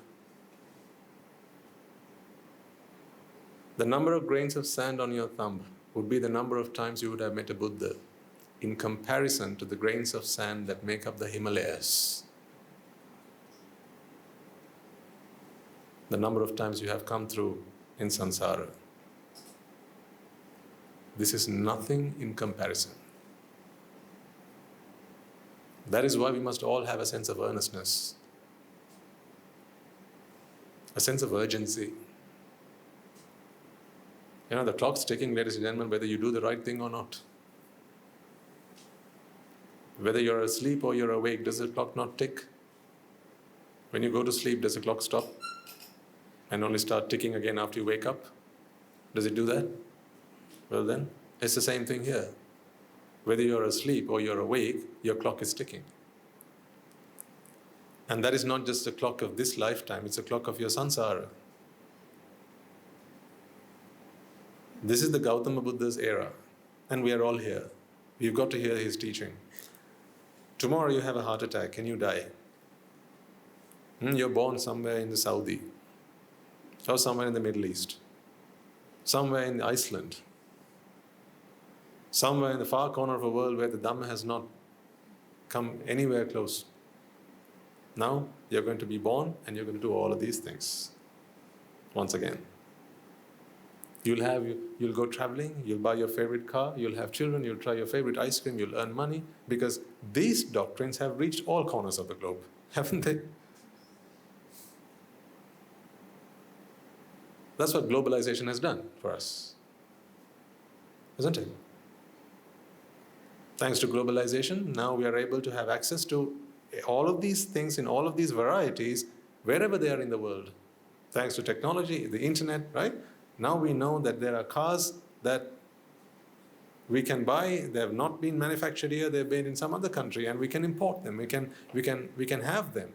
Everything is within your reach. But the Dhamma has not spread far and wide yet. So what if you're born somewhere where you don't come across them? What if you're born in the Amazon rainforest to a tribe? Then your livelihood is killing animals for food.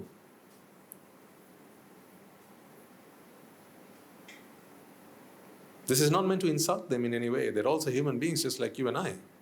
But what I'm saying is, today you have this opportunity to realize that these things you've been doing throughout your lives have been meaningless. Because you were not looking for these things. Your mind was just looking for happiness because that is what it needed. These are all wants. How do we know that? When you want one, doesn't mean you don't want the other one. All of these in the list you want, all together at once. When you say someone's successful, someone's rich, someone's wealthy, you're talking about someone who has all of these things, right? But not that.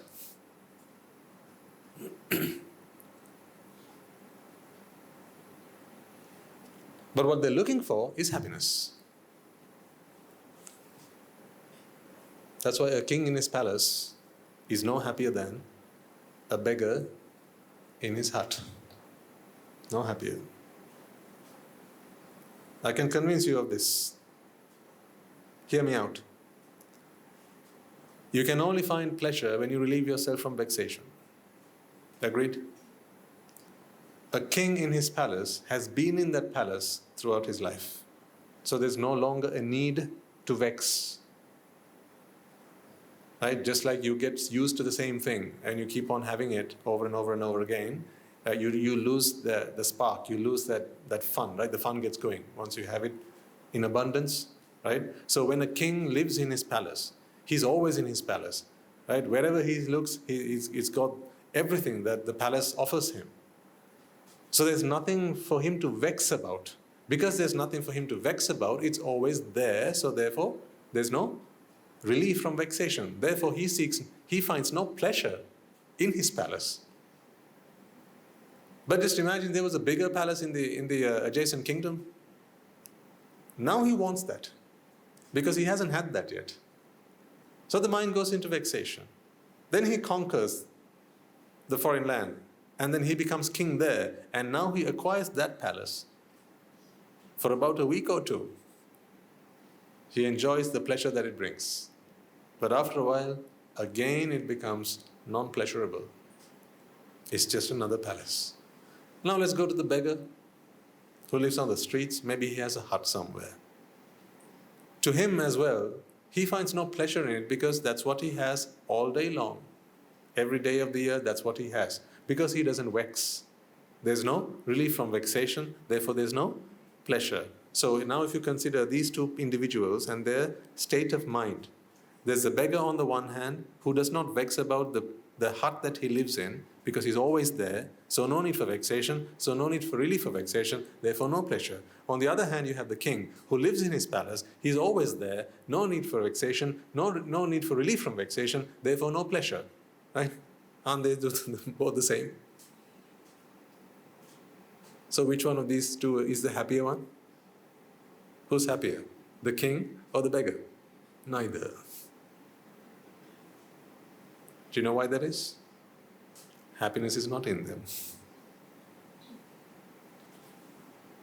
It's neither in the palace nor in the hut.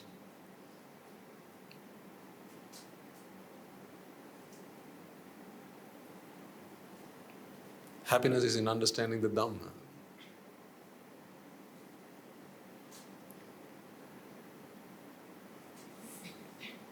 That's why from Sunita Sopaka, excuse me, from Sunita and Sopaka, who were considered the scum of the earth because of their low caste status, to King Suddhodana, who was a great emperor, and everyone in between. They only stopped looking for happiness when they found the Dhamma. See, don't we take lessons from history? Why don't we take lessons from history? Why, when we learn that the prince gave up his 3 palaces and his wife and his newborn child and all the luxury that he had and went looking for happiness, why did that not actually tell us something? You know, we learned that for Buddhism at school, didn't we? That was probably the first lesson in grade 1. How the prince renounced his worldly life. That was probably the first lesson that we learned at Dhamma school. That was probably the first lesson our grandmothers and grandfathers taught us about the prince, about the Buddha, how he renunciated his worldly life and he went into to become a hermit.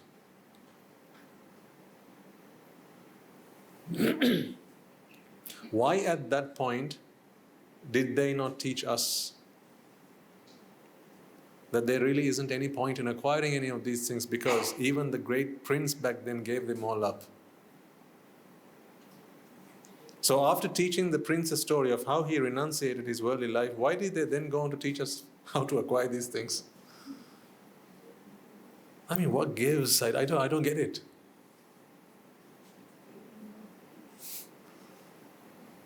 In the same breath, your Achyama would have said, Puta, Prince Siddhartha, he gave up his worldly life. He had everything going for him. He had a beautiful wife, a queen. He had his king who wanted to make him a great emperor. He had 3 palaces, Ramya, Suramya and Subha, to his name. He had servants, maids, you name it. Anything he wanted, he was always available at his beck and call. It was all available. His wish was granted as soon as it was made. And then he renunciated all that. He renounced all that because he wanted to go find true happiness. Did you understand, Puta? Achyam asks you. Yes, you say. Okay, Puta. Now, when are you going to buy that house?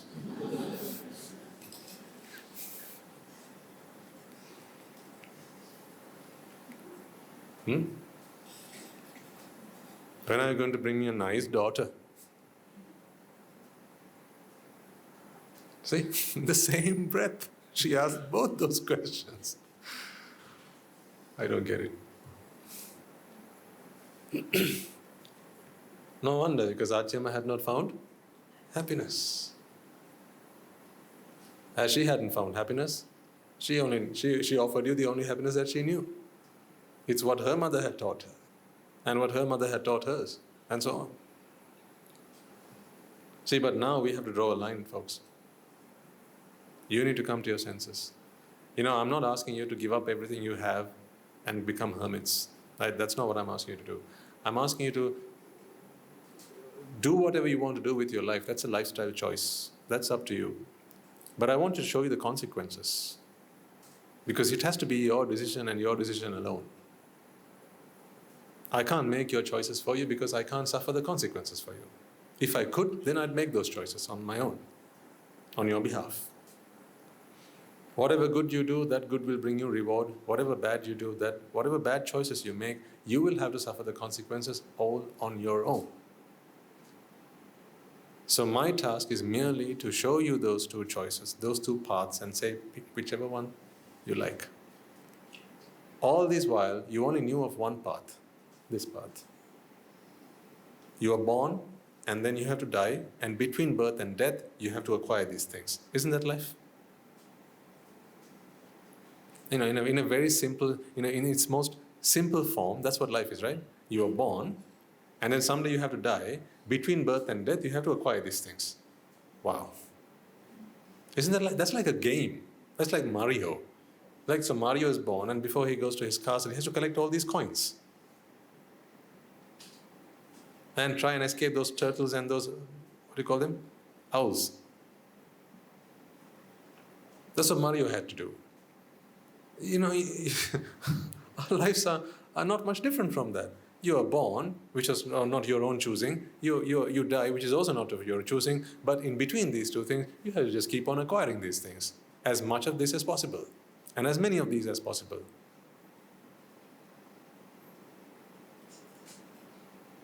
But that's not what you were born for. You were born to find happiness. That happiness is only available in your understanding of Dhamma. So, what is it that I'm asking you to do?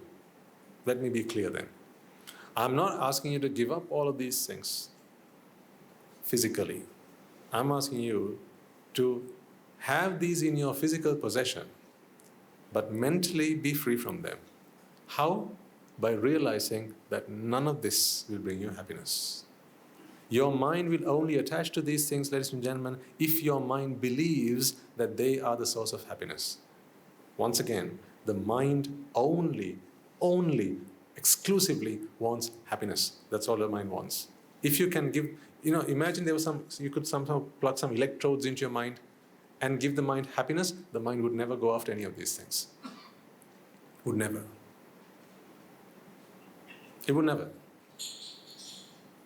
It's only after these things because it believes that they will bring it happiness. Do try and convince yourself of that, please. Please convince yourself of that. For that, listen to the Dhamma. In these objects that you have today, in these possessions that you have today, ask yourself, do you actually have happiness in them? Ask yourself that question. Keep digging until you go to the roots and find the real answer. Some people like praise, others don't like it at all. Some people like music, others don't like it at all. Some people like parties, others hate it. There are probably people here who hate parties. That's the last place you'd want to be on a weekend. For others, a weekend without a party is not a weekend at all.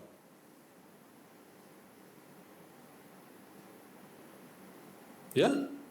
You probably know people of both these calibers. So what I ask you is this, simply this. Someone asked me the other day, Swaminatha, what are we supposed to do now?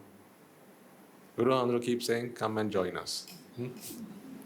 But we can't do that because we are bound to all these duties, obligations, responsibilities. So what are we supposed to do? Please help us. So here's what I say. For those who have not jumped too deep into these pits, if there's still hope, catch the rope that I've thrown you and climb up the rope and come out of it, because there's no light at the end of this tunnel. There's only darkness, pitch black darkness. There's no light at the end of any of these tunnels. This light is not at the end of any of these tunnels. Did you get that? Yes? This light is not at the end of any of these tunnels. So if you haven't jumped too far in, quickly come back out.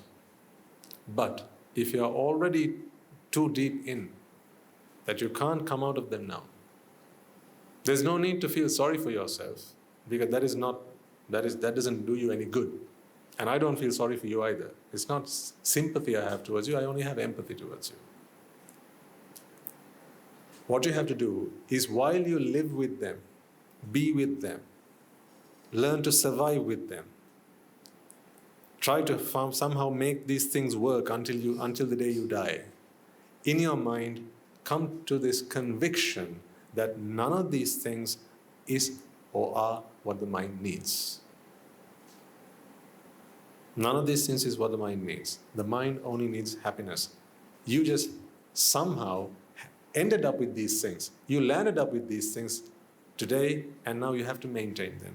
It's not what the mind needs, it's not what you need, it's not the thing that you came looking for. Because happiness is not to be found in any of them. All of these are merely fleeting moments of pleasure. Pleasure does not equate to happiness.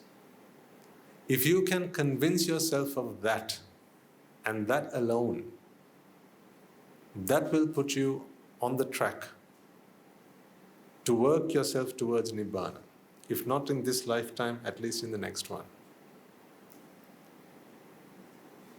None of these things will stop you from becoming a Sotapanna. You can have all of these in your possession and you can still become a Sotapanna. To become a Sotapanna, all you need to do is to understand what true happiness is, and that happiness is not to be found in these things.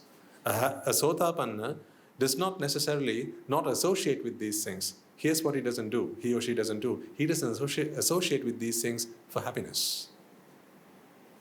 That's the difference. So ask yourself, do you still believe that money makes you happy? Does praise still make you happy?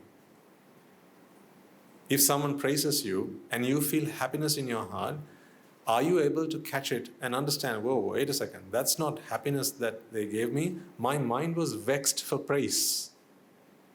I was looking for praise. I was looking for recognition. I was looking for someone to acknowledge me.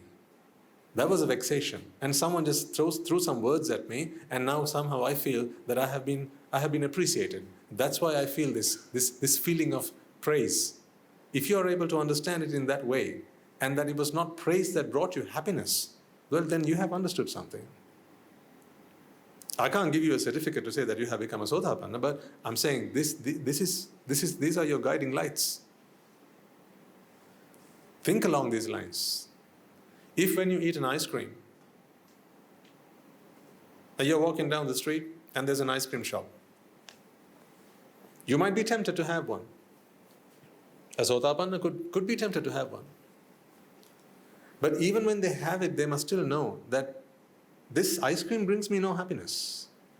But I still feel deliciousness when I have it, and that's because the mind is vexing. And that's a pity. And as the mind vexes, this ice cream relieves the mind from vexation. It is not a happiness that is found in the ice cream. It's merely an internal cook-up. That's all it is. That's all it is. And then actually you pity yourself about it. How come I still seek happiness in an ice cream? If you have that understanding, you've understood something. Because then you start to get fed up of eating ice creams, really, because ice cream don't bring you happiness. So what's the point then?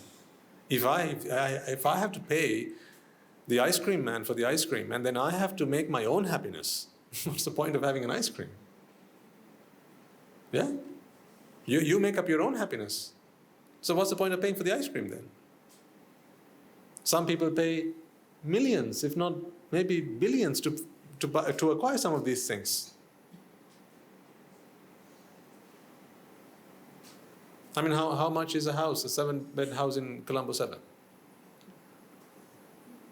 Exactly. Probably billions. Why might someone acquire a 7-bed house? Can they be in 7 bedrooms at once? No, but it gives them that feeling that they live in a big house, that they're wealthy, that they are well off, well-to-do. And when you have that feeling, catch it and ask yourself, is there really a house out there, or is that house just in my mind? Isn't this merely a vexation that is being relieved? Isn't that where this pleasure is coming from? How come not everyone enjoys living in a place like this? Then it cannot be the house that brings this pleasure. Catch it, trap it, and then zap it. You can do that in your mind through the Dhamma. That is a great start, ladies and gentlemen. Wherever you might be, that's a great place to start. And later on, we can work our way to jati and to your sense of self, and actually, ultimately, to eradicate your sense of self altogether. Because the sense of self itself is another cook-up. What for? To relieve itself from vexation, for the mind.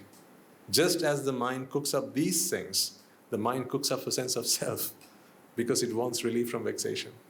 Because the mind so badly seeks a sense of identity, uniqueness, personality. The mind seeks that. The mind wants to be a somebody, but the mind isn't. It can never be a somebody. But when the mind wants it so badly, it will cook up a story. It will create this profile of itself. And it has to keep doing that every single chitta. That's what I said. Every time a new chitta is born, you have to keep reminding yourself who you are. So how then can you know that the person sat next to you is your husband or your wife? Again, you have to keep reminding yourself of that.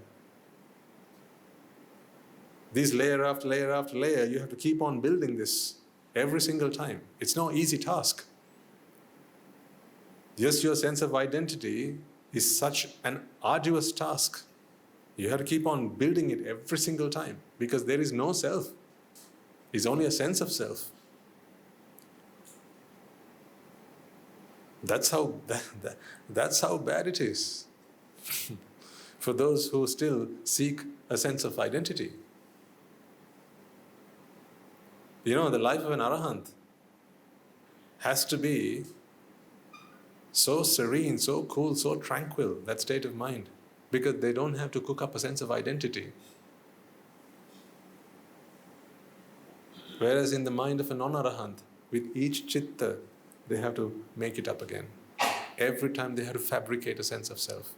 Then you have to go to memory and ask yourself how old you are, what gender you are. Did you know that? In each chitta, you have to remind yourself what your gender is. What does that tell you about your gender? You have none. You are neither man nor woman. In every chitta, you have to remind yourself that you are a man. What if you get it wrong sometime?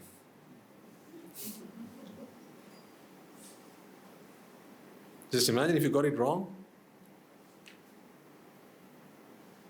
I mean, these things can happen sometimes. You get it wrong, and then you think, oh, I'm a man. And then you think, well, why am I married to a woman? Or you think you're a woman when you're actually a man. Actually, you are neither. That's the thing.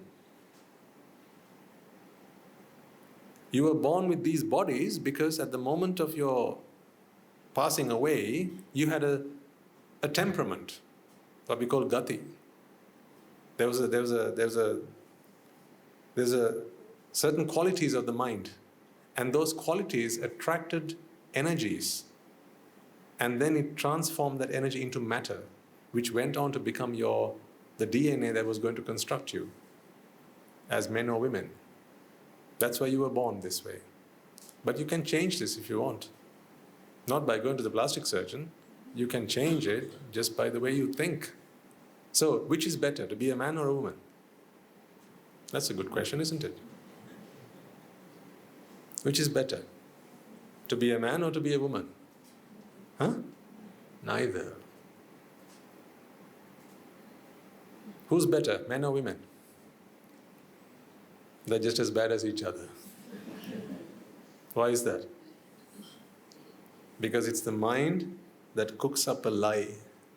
It cooks it up, it fabricates this lie, and it tells you, I'm a man, I'm a woman. And then society feeds you data, feeds you information and says, if you are a man, you have to live with a woman. If you are a woman, you have to live with a man. Remember, you were not born with that. Please understand, you were not born with that. This was facts that were fed into your head.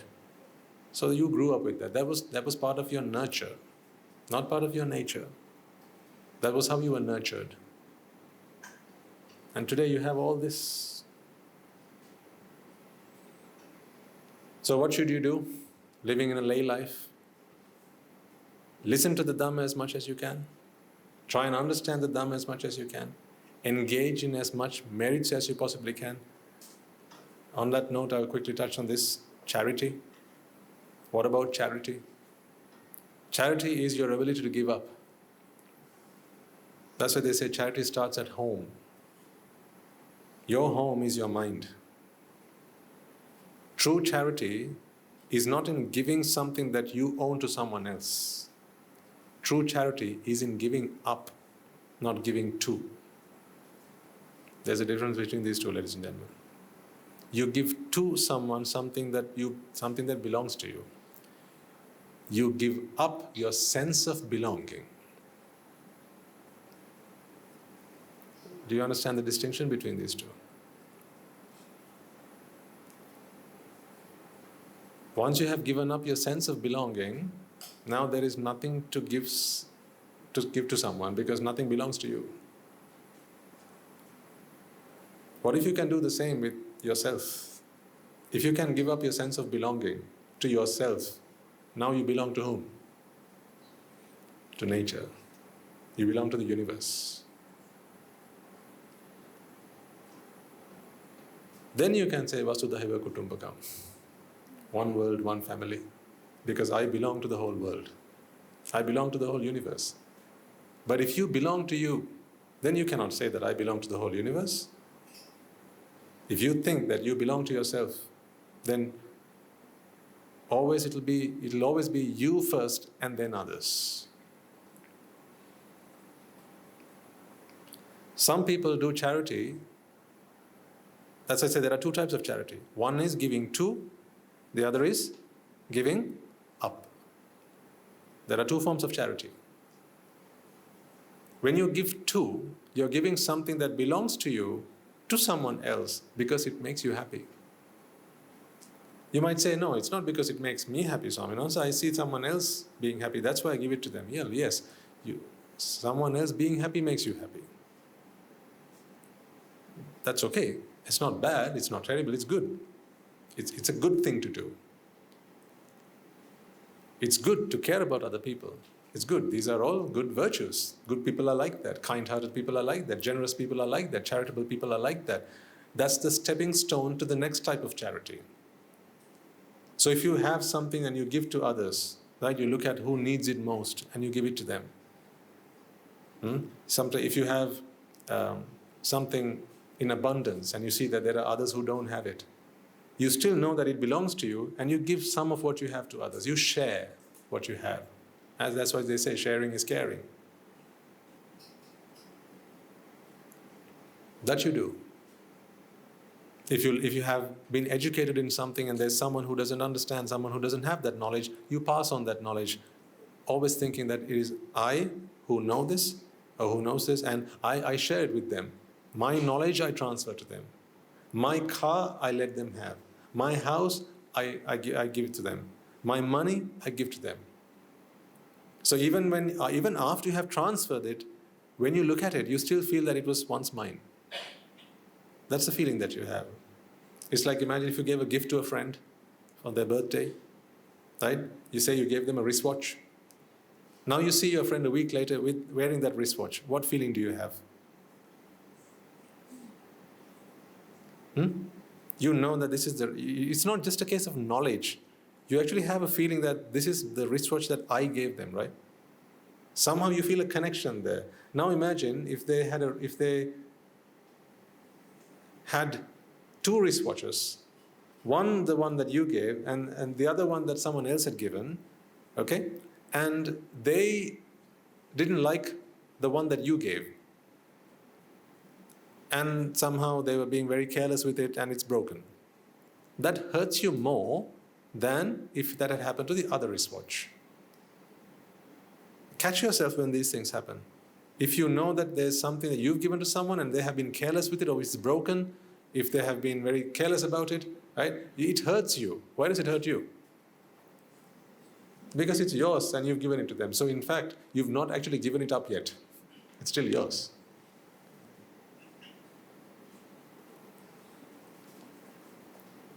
Have you never experienced that? You give something to someone, say you bake someone a cake, and they don't like it.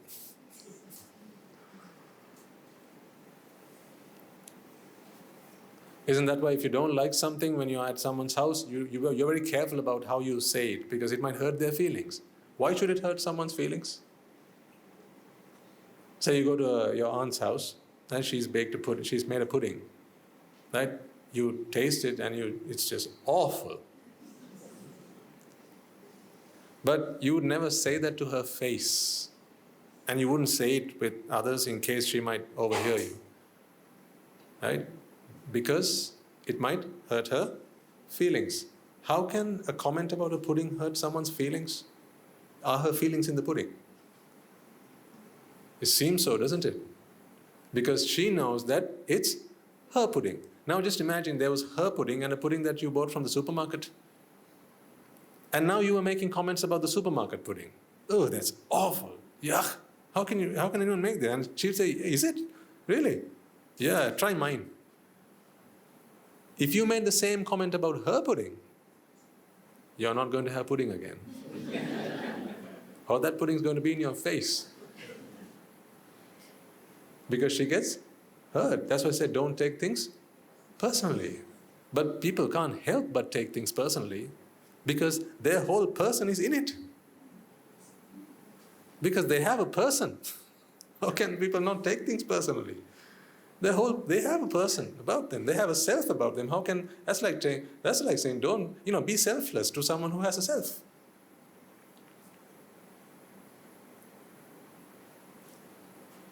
Although we try to caveat that, we say, don't take it personally. I'm going to say something. They can't help it. They take it personally. Sometimes I tell you, right, don't take things personally. I'm just making generic comments. And you take it personally. See, that's why as long as you have that with you, you're vulnerable. You're susceptible to pain and insult. Please remember, no one's ever insulted you. You insult yourself. That's why I always say, never point your finger at someone else and tell, you are the one who hurt me. No one in this world has ever hurt you. And in the same way, no one in this world has ever made you happy. Your happiness is your own doing. Your hurt is your own doing. That's all you're doing, ladies and gentlemen. Please understand that. How do you understand that? It's through the Dhamma.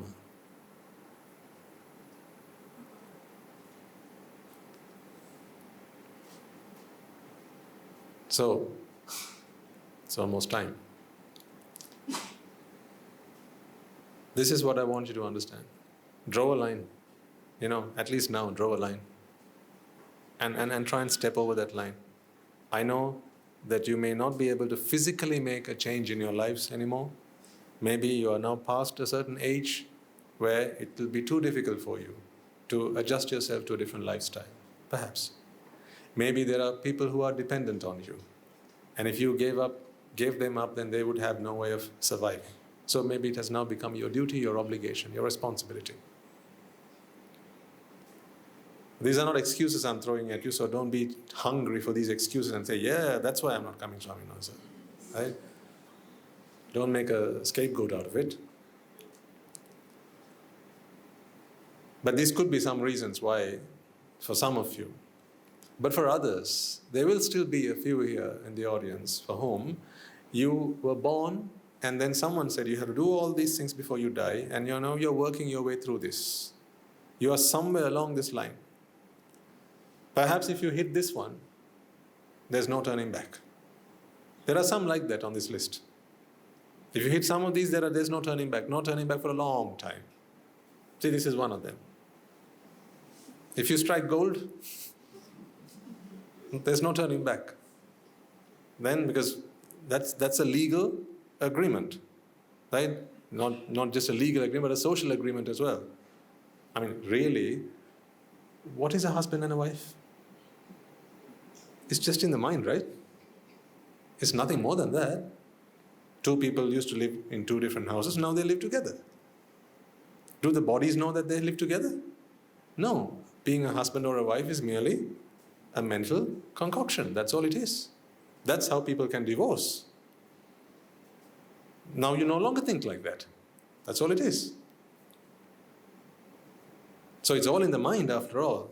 These are conventions. Conventions are all cooked up in the mind. But the thing is this, once you give that hope to someone, because we live in a society where we have to be sensitive to other people and the agreements that we have made. Now, for instance, if you are married, right, even at the monastery, we cannot accept you unless we have your spouse's consent. Technically, that is not necessary for one's Nibbāna.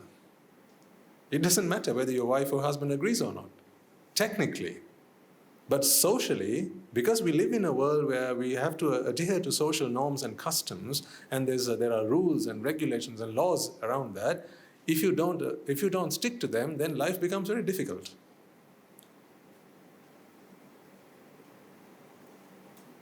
So the Mahanayaka Theros will not approve of that.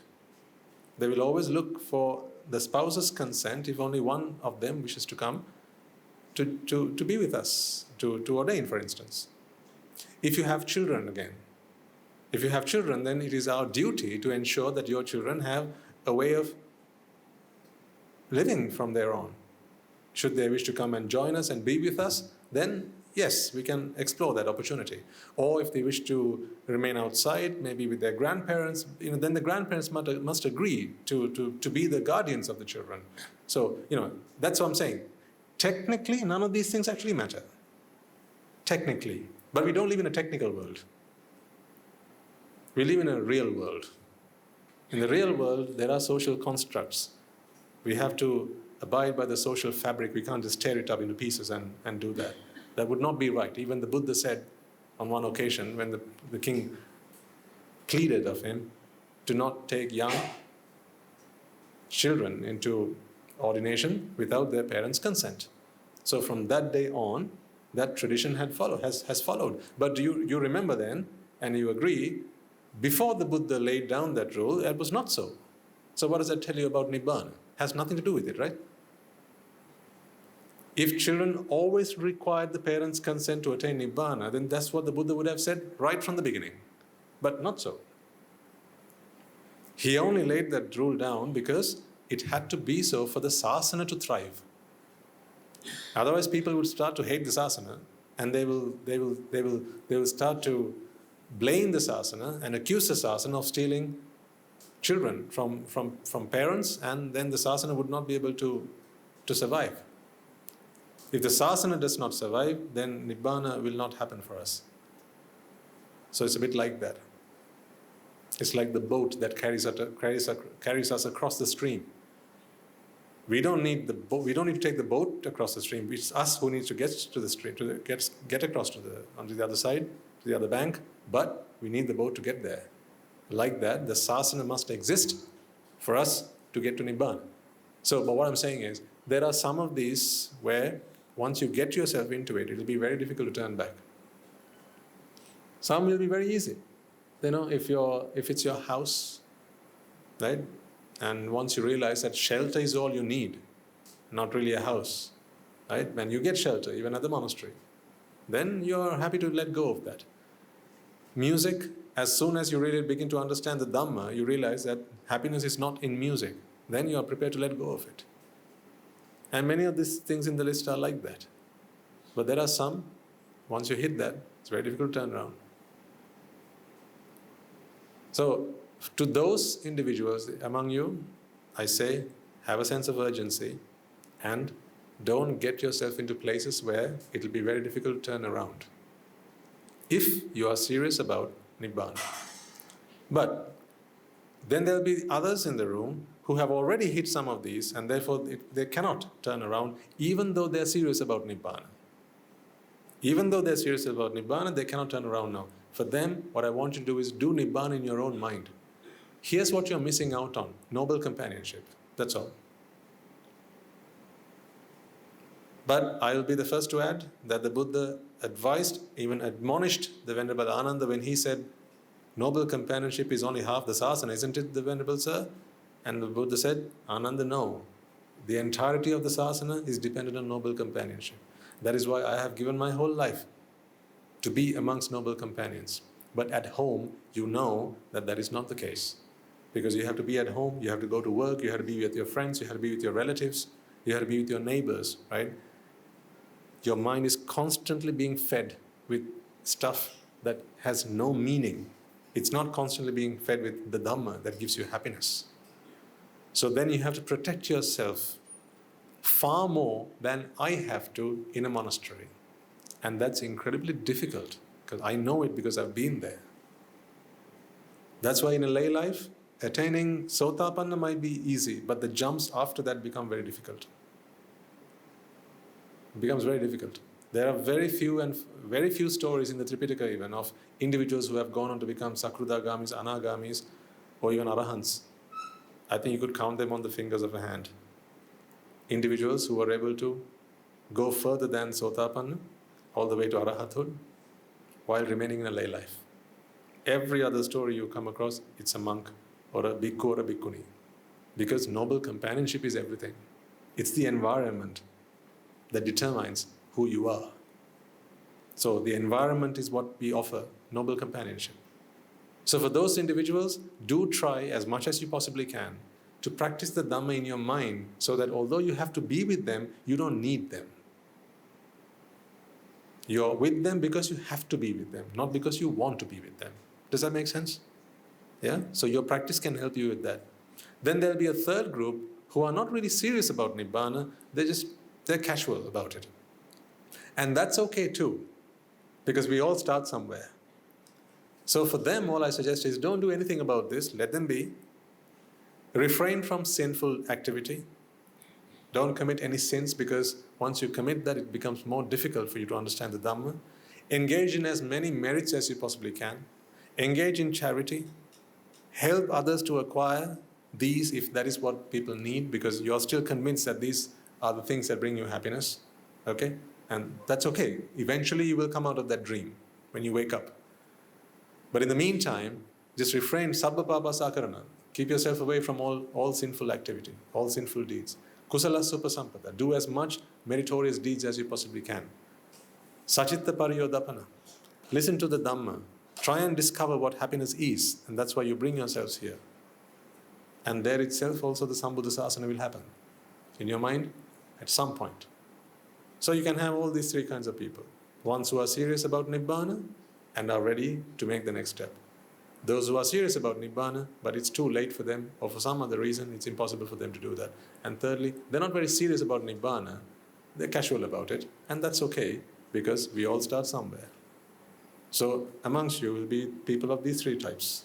You are the only one who knows which one you are. You need not tell me who you are, which category you fall into, because that's for you to decide, and that's for you to act on.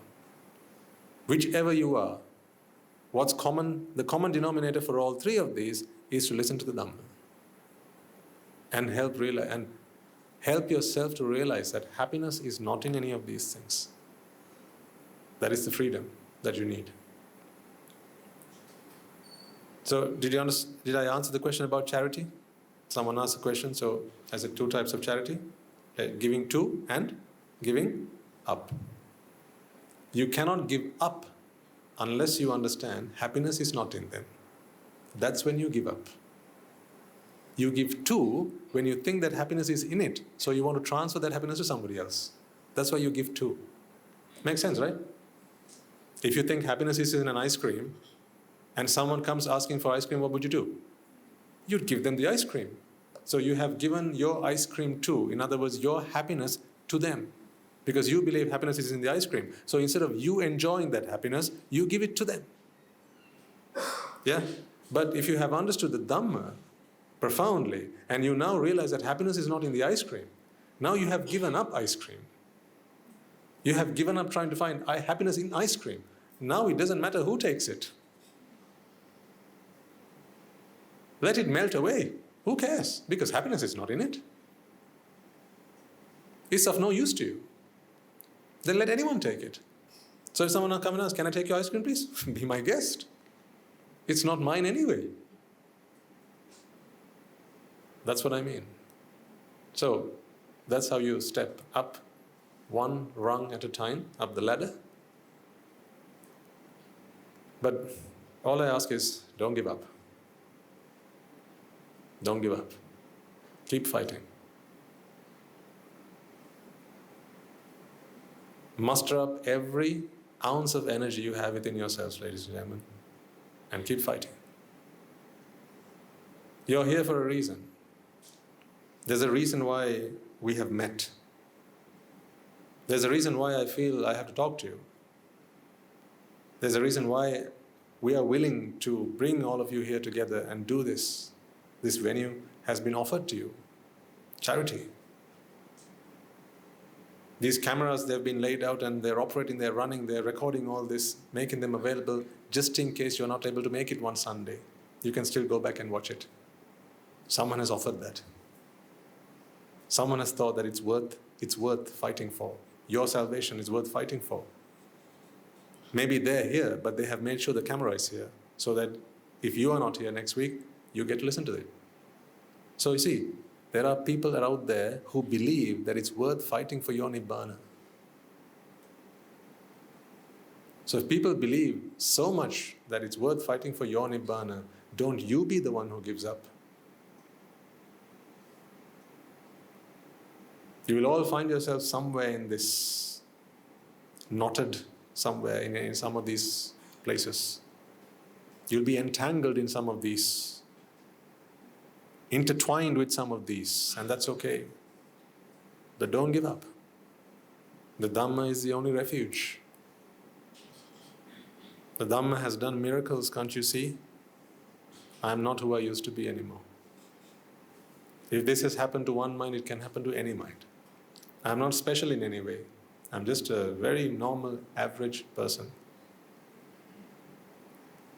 And I say that because I want you all to believe in this. I don't have any kind of special supernatural powers or a super high IQ or something like that. It's not so. I'm not super intelligent in some way. I'm just a very normal, average guy.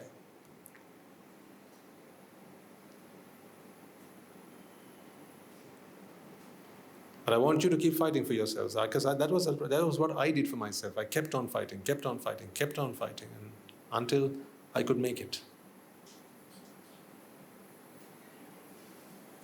Life will keep on throwing challenges at you. The very things that you got yourselves entangled with, they'll keep on throwing challenges at you. Bomb after bomb after bomb, they'll keep throwing them at you. It'll feel like bombs sometimes. It'll feel like grenades sometimes. These things will happen. These are the various vicissitudes in life that you will have to deal with. And in those instances, don't give up on the Dhamma. Right? No matter what you have to give up on, don't give up on this. Hold on to that strongly, like your life depends on it. With your other hand, you hold on to whichever one you need at that time. Does that make sense? With one hand, you hold the Dhamma. Don't let that go. Don't let go of that. Previously, with both hands you held on to these things, these material things, because you had no idea that happiness was not to be found in any of these. But now you do. So, now with one hand, hold firmly the Dhamma. With the other hand, hold on to whatever it is you have to at any given time. So that whatever comes into your hand, whatever comes into your grasp, with this, you look at that and attack. Attack with what is in your hand that is closest to your heart, to that which you have in the other hand. Attack. In other words, contemplate, reflect, try to see the truth. A truth that does not meet your eye, but it'll meet your insight, your wisdom eye. Look at it. Use noble companionship as much as it is available to you. That's why we have the monks and our anagarikas at the monastery. Come and talk to them about the problems, and if you struggle with applying the Dhamma to any situation in life, you don't have to do it on your own. If you struggle, come and ask. And they will tell you how to. They'll teach you how. Then do it. One step at a time, move forward. Keep moving forward. Don't give up. Relentlessly keep moving forward. For whose sake? For your own sake. Not for the sasana, not for Guru Hamduru, not for me, for your sake. Because when you're gone, this chapter is done. People will talk about you for a few days, and then you will just be history. You'll be blown away with the sands of time. People still talk about your great-grandfather? They don't even talk about your grandfather now, right? What about your great-grandfather? But when he lived, when he was still alive, right, he thought he was the bee's knees. He thought the whole world rotated around him. He thought he was the center of the universe, but now no one talks about him. Even if you're a celebrity, perhaps you're a very famous, popular person, please don't forget that is all very short-lived, because someone will come and trump you. Anything on this list, someone can always be better than you at it. If you are the richest man in the world today, someone will always become richer than you tomorrow. If you have the nicest car, someone will always have a nicer car than you tomorrow. If you have an ice cream, someone will come up with a better ice cream. Matters not. There's nothing on this list that cannot be beaten. So you can never be the best in the world at anything. It's very temporary. That's why your fight is not with someone else. Your battle is not with someone else, it's only with yourself. Defeat yourself, that is your greatest victory. That's why we say you are your greatest enemy. Defeat yourself. And then there will be nothing else left to conquer. Does that make sense? Well done. I have a video to show you. This was your visit last week to the monastery. So many of you arrived to the monastery and you took part in the meditation program. And we have a short video clip to show you all. Rejoice in it, whether you were there or not. Rejoice in it. Rejoice in the opportunity that many of you had the good fortune to make use of, because there may be some who were not able to join for whatever reasons. Maybe one of these things got you. Maybe that was your ice cream day. So you just couldn't make it on that day. No, maybe, I don't know, your wife said, let's go shopping, honey. No monastery today, no Sunday sermon today, shopping. So whether you were there or not, this was a fantastic opportunity for many of you to engage in a number of different things. You got to be in the association of the Mahasangha. And our monks were, as well as our Anagarikas, they were super impressed by the questions you asked them and the way in which you answered some of those questions. So they told me, Swaminas, you've been doing something more than just collecting their alms food. So they were really impressed by the questions you asked and the answers you gave and the way you handled some of the situations that had come up in your discussion times. And also with your devotion to the sasana. Many stories were related to me about how you really feel devoted to the sasana and you really want to do what I've just asked you to do a few moments ago, and how you're still struggling with some of these, but if these were not there today, if some of these entanglements, these entwinements were not there today, you would have been the first in line to be a part of the sasana, to go forth. And they were very impressed by that. And actually, many of them passed their blessings to you as well. You got some time to spend in the Velimalur, doing some meditation, reflection, and then finally the culmination of all that, the grand finale, with Guru Handro gracing you all with his wisdom. I think that was one of the best sermons I have seen. It's not even right for me to say that. So that was actually quite I think it was a very emotive sermon, certainly for me, and I think it would have had a similar effect on many of you.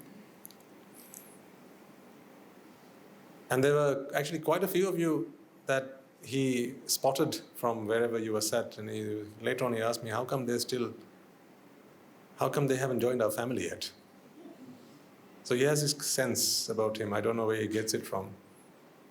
but he has his way of kind of reading people, and maybe you're paramita, some sort.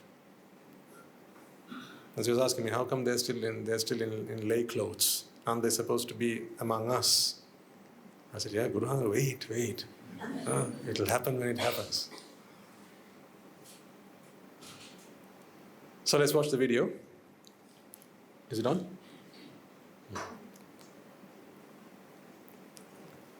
And rejoice in all the good work that you have done.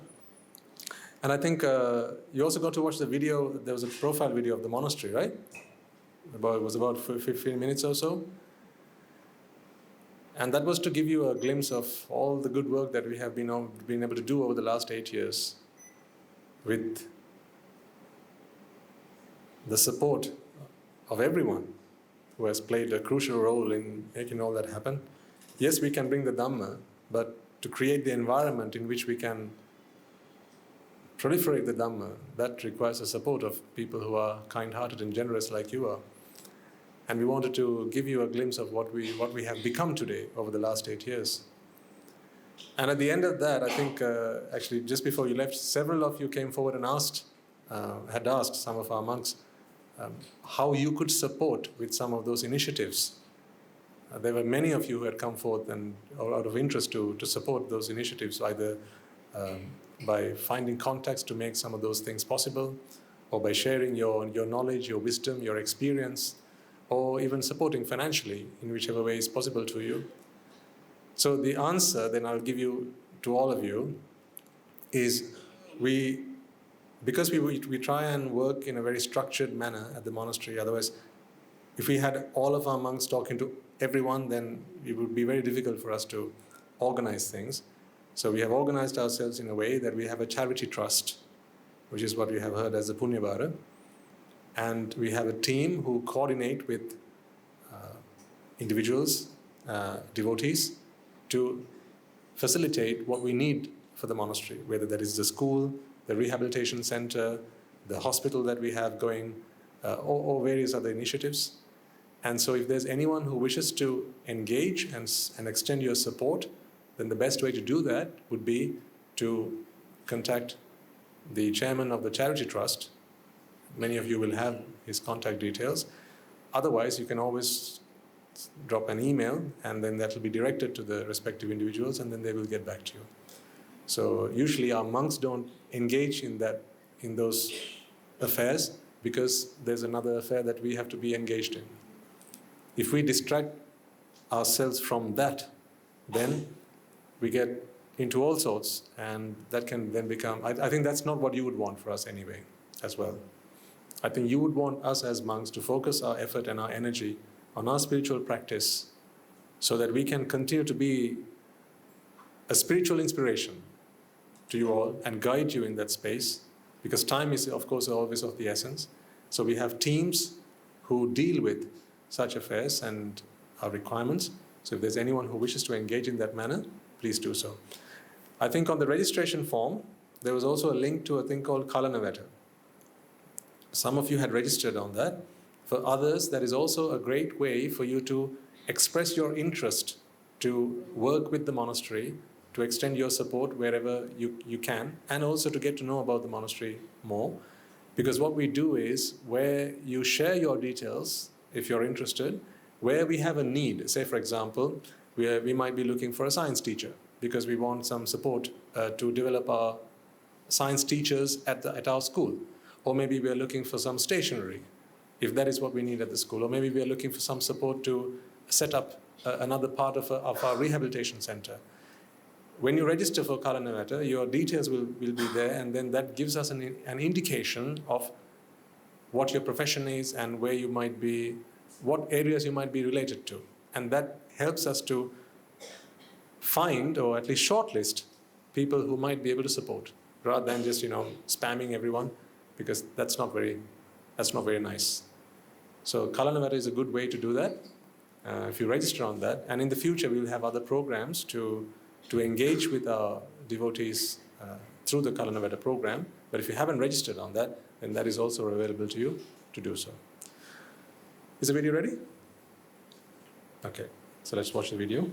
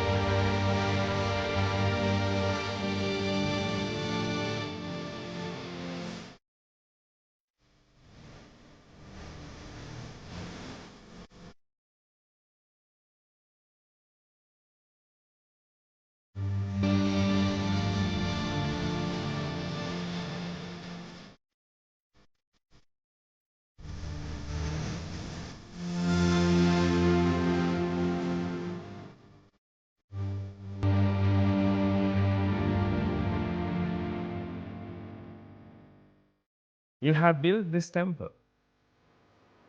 We all can reside here and attain Nibbāna. That's the only purpose of these things.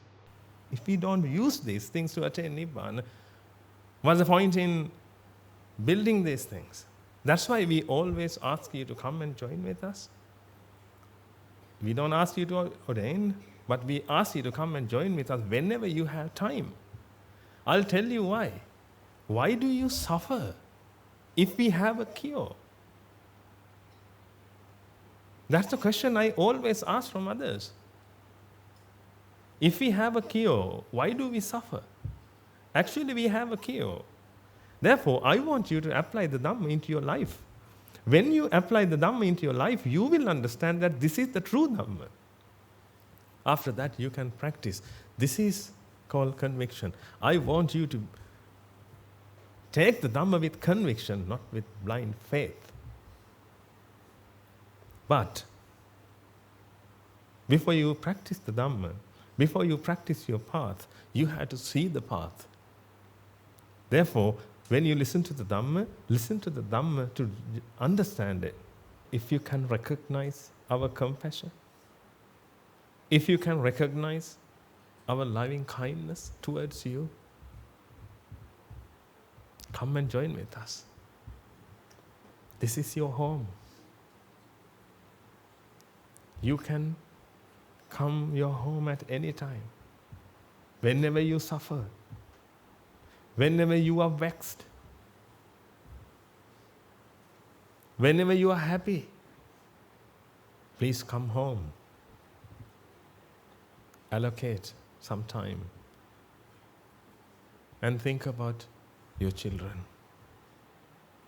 If the blind guide the blind,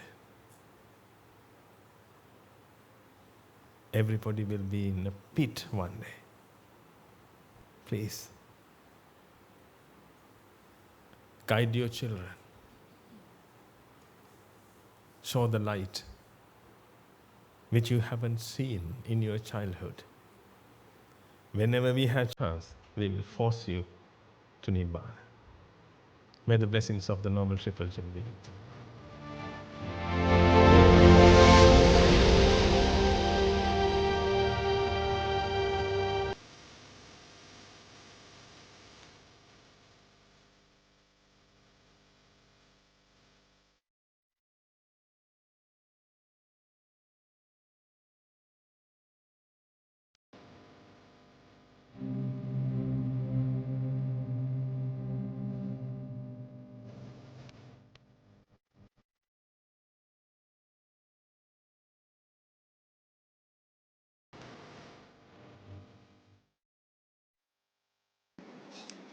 I can't emphasize Guru Handro's words enough, really.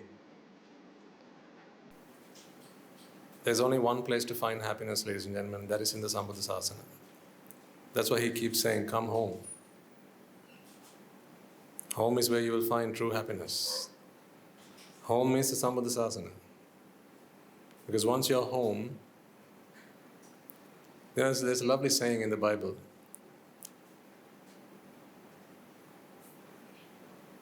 God is always home. It's us who sometimes go out for a walk. And that's so true. God is always home. In other words, your happiness is always with you. But then you go out for a walk. See? These are all the walks that you go out from time to time.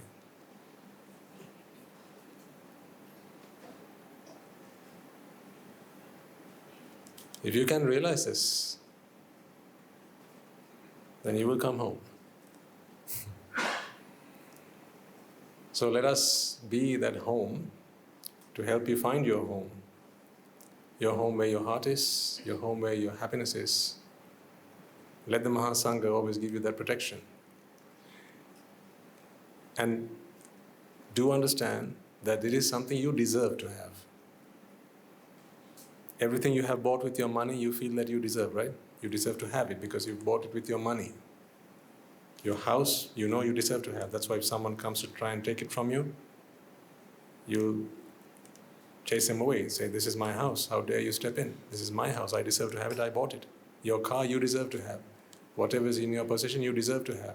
But in the same way, the Sambuddhasasana is something you deserve to have because you have worked your socks off trying to earn enough merits to come across the sasana.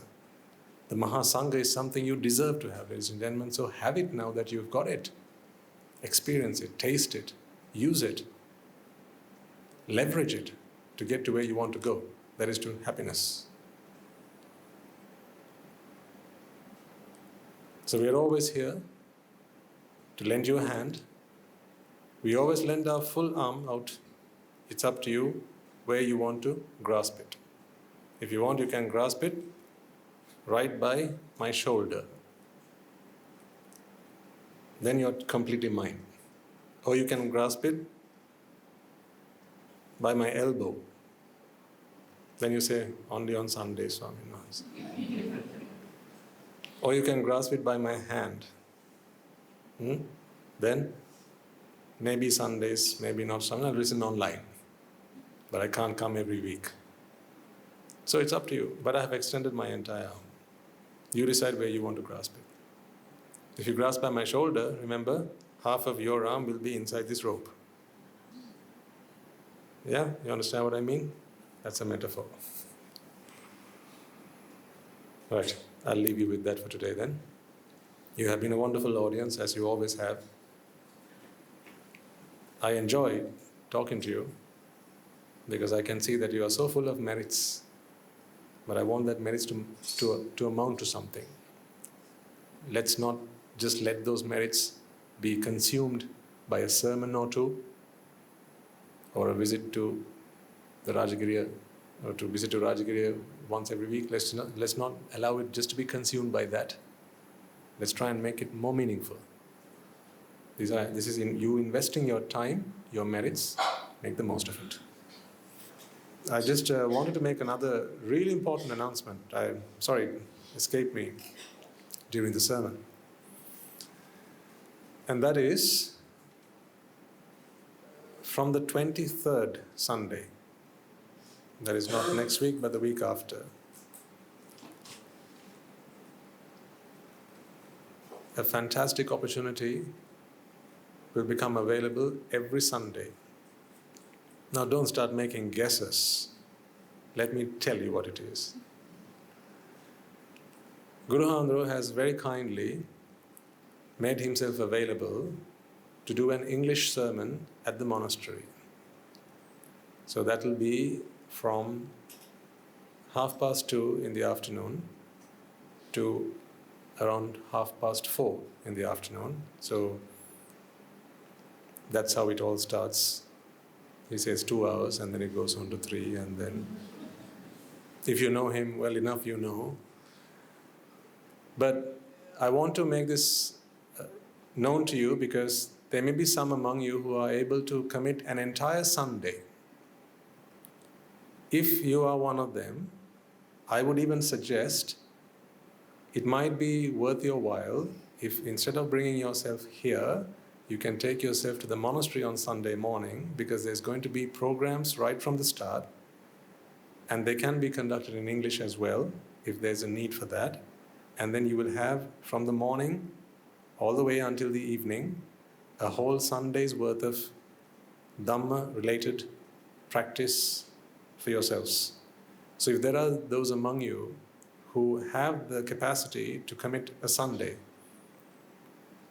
the remainder of the week, what do you do? So what I'm saying is, if you can give up 6 days of your life to useless pursuits, how about 1 day for something meaningful? So I don't know whether the Guru Hamdar announced this in the sermon yesterday. Did he? He did. Okay. Because the power kept going on and off, so we were not able to listen to the whole sermon from where we were. Lucky you guys, we don't get that sometimes. So that sermon is going to be made available from the 23rd Sunday. So I just thought it might, now perhaps you live between Rajagiriya and the monastery, in which case, because you might even consider coming here in the morning and then going to the monastery in the afternoon. So that might be an option for some of you, and you're welcome to do that as well. We don't have to fall apart, we can still be friends. I still love you, although Guru Hamdar loves you more, I'm sure, because he loves me as well. He taught me how to love, right? So, but if you are able to, I want to make this offer to you. How about you consider actually taking yourself in the morning to the monastery, and then you can spend the entire Sunday there, and that gives you the association of the Mahasangha. Here you only get the association of one Sangha, Kuda Sangha. There you get Mahasangha. So I just wanted you to have a think about that. But from the 23rd Sunday, Guru Swami Nahanse will be delivering an English sermon from 2:30 onwards. And you're all welcome to that. I think after having seen you last Sunday, so I went and I approached him and asked him, Guru Hamdar, is it not time? And there are these people who are looking for your guidance. And all this time we've been playing second fiddle to them with me. Now they can have the best of the best, so why not? So I said, okay, as long as it's at the monastery, I'll do it. So he has so kindly agreed to do that. I think it'll be a fantastic opportunity for all. In fact, it used to be the Anagarika sermon. So he used to do one for the monks and another English talk for the Anagarikas. So now that has become your sermon. So the Anagarikas will also be there, as well as everyone else who wants to join. But now it has been opened for all of you. You're all welcome.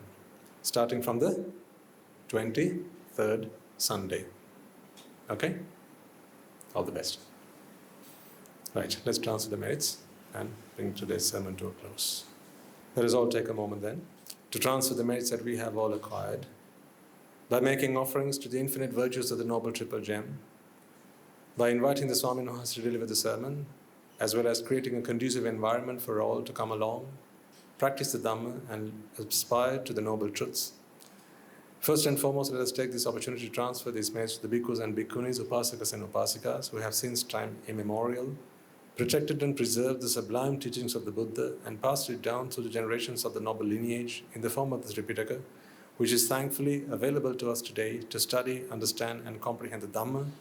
Let us take a moment to transfer this message to the monks and nuns throughout the world who practice the path and make themselves available to preach the Dhamma to you, to help you relieve yourself of suffering and enjoy the ultimate bliss of Nibbāna, including the monks and nuns resident in your local temples and nunneries who have always been by your side through thick and thin, come rain or shine, as well as the Mahanayakas and the Anunayaka Theras of all the chapters who have committed themselves to protect and preserve the Sambuddha Sasana. Let us also transfer this message to Guru Swami Nahanse, as well as all the monks resident at the monastery and the Anagarikas and Anagarikas attached to the monastery. Let us also take a moment to transfer this message to those who make great efforts to disseminate the teachings of the Buddha, be that by transliterating these talks, sharing them out with others, or inviting others to join them. May they all rejoice in these merits. Let us also transfer this message to devotees of the monastery who, for the sake of their Nibbāna, continue to sustain the Mahasangha. This includes every one of you who provide the Mahasangha with shelter, alms, robes and medicines, as well as those who pass on their know-how and continue to extend their well wishes. May they all rejoice in these merits, and by the power of these merits may they be healed of any physical and mental ailments and overcome any obstacles to their spiritual progress. May they abstain from the unmeritorious deeds, fulfill the meritorious deeds, fulfill the noble eightfold path, and may they all attain the supreme bliss of Nibbāna. Sadhu, sadhu, sadhu. Let us also take a moment to transfer these merits to our mothers and fathers, brothers and sisters, sons and daughters, grandparents, uncles, aunts, cousins, nephews and nieces, our friends, our acquaintances, our employers and our employees, our well-wishers, our supporters, our teachers, as well as anyone and everyone who've made every effort possible and available to them on our behalf, who left no stone unturned to help us, support and assist us in any way possible, shape and form. May they all rejoice in these merits, and by the power of these merits may they be healed of any physical and mental ailments and overcome any obstacles to their spiritual progress. May they abstain from the unmeritorious deeds, fulfill the meritorious deeds, fulfill the noble eightfold path, and may they all attain the supreme bliss of Nibbāna. Sadhu, sadhu, sadhu. Let us also take a moment to transfer these merits to the Devas and Brahmas, spirits and demons, primarily the Sakadeva, as well as all the Nimmats, gods and deities who have committed themselves to fulfill and preserve the Sambuddhasasana. Let us transfer these merits to our guardian deities who keep a watchful eye over us and keep us out of harm's way. May they prosper in divine power and wisdom. May they abstain from the unmeritorious deeds, fulfill the meritorious deeds, fulfill the noble eightfold path, and may they all attain the supreme bliss of Nibbāna. Sadhu, sadhu, sadhu. Let us also take a moment to transfer these merits to our forefathers, our ancestors, to those who have passed away in our name, reminding ourselves that it is in their blood, sweat and tears today we are able to enjoy the comforts of life and practice the path in peace and harmony. Let us transfer these merits to members of the armed forces as well as the police force who sacrifice their lives for the peace and harmony of our nation. Let us also transfer these merits to those who have lost their lives in the wars, be they friend or foe, as well as in natural disasters and calamities such as tsunamis and earthquakes, landslides, fires, floods, pandemics and so on, reminding ourselves that in this infinite long journey of Sansára, they will all have been mothers and fathers to us, friends to us, acquaintances to us, and with an abundance of loving kindness and compassion towards all of them, and a sense of gratitude for all that they have done for us. Let us transfer the merits that we have acquired to all, and may by the power of these merits, if any of them have been born in the woeful planes, they redeem themselves and be born in the blissful plane. May they abstain from the unmeritorious deeds, fulfill the meritorious deeds, fulfill the noble eightfold path, and may they all attain the supreme bliss of Nibbāna. Sadhu, sadhu, sadhu. And finally, may by the power and blessings of all the merits we have acquired throughout the day, we be able to witness the advent of many hundreds or thousands of Arahants on this blessed land. And finally, may you and I and everyone who has helped make this program a success become a Rahatan Mahanse or an Arahaterin Mahanse in this life itself and in the era of this Sambuddhasasana itself. Sadhu, sadhu, sadhu. May the blessings of the Noble Triple Gem be with you all. The members of the Mahasangha will now transfer their blessings to you. Rajagiriya midatva dveshagiriya midatva mohagiriya midatva Nibbāna parama sukhayan sukhita taravatva Nibbāna parama sukhayan sukhita taravatva Mamada siyaluloka Siyalu satvayo Nibbāna parama sukhayan sukhita taravatva Nibbāna parama sukhayan sukhita taravatva Nibbāna parama sukhayan sukhita taravatva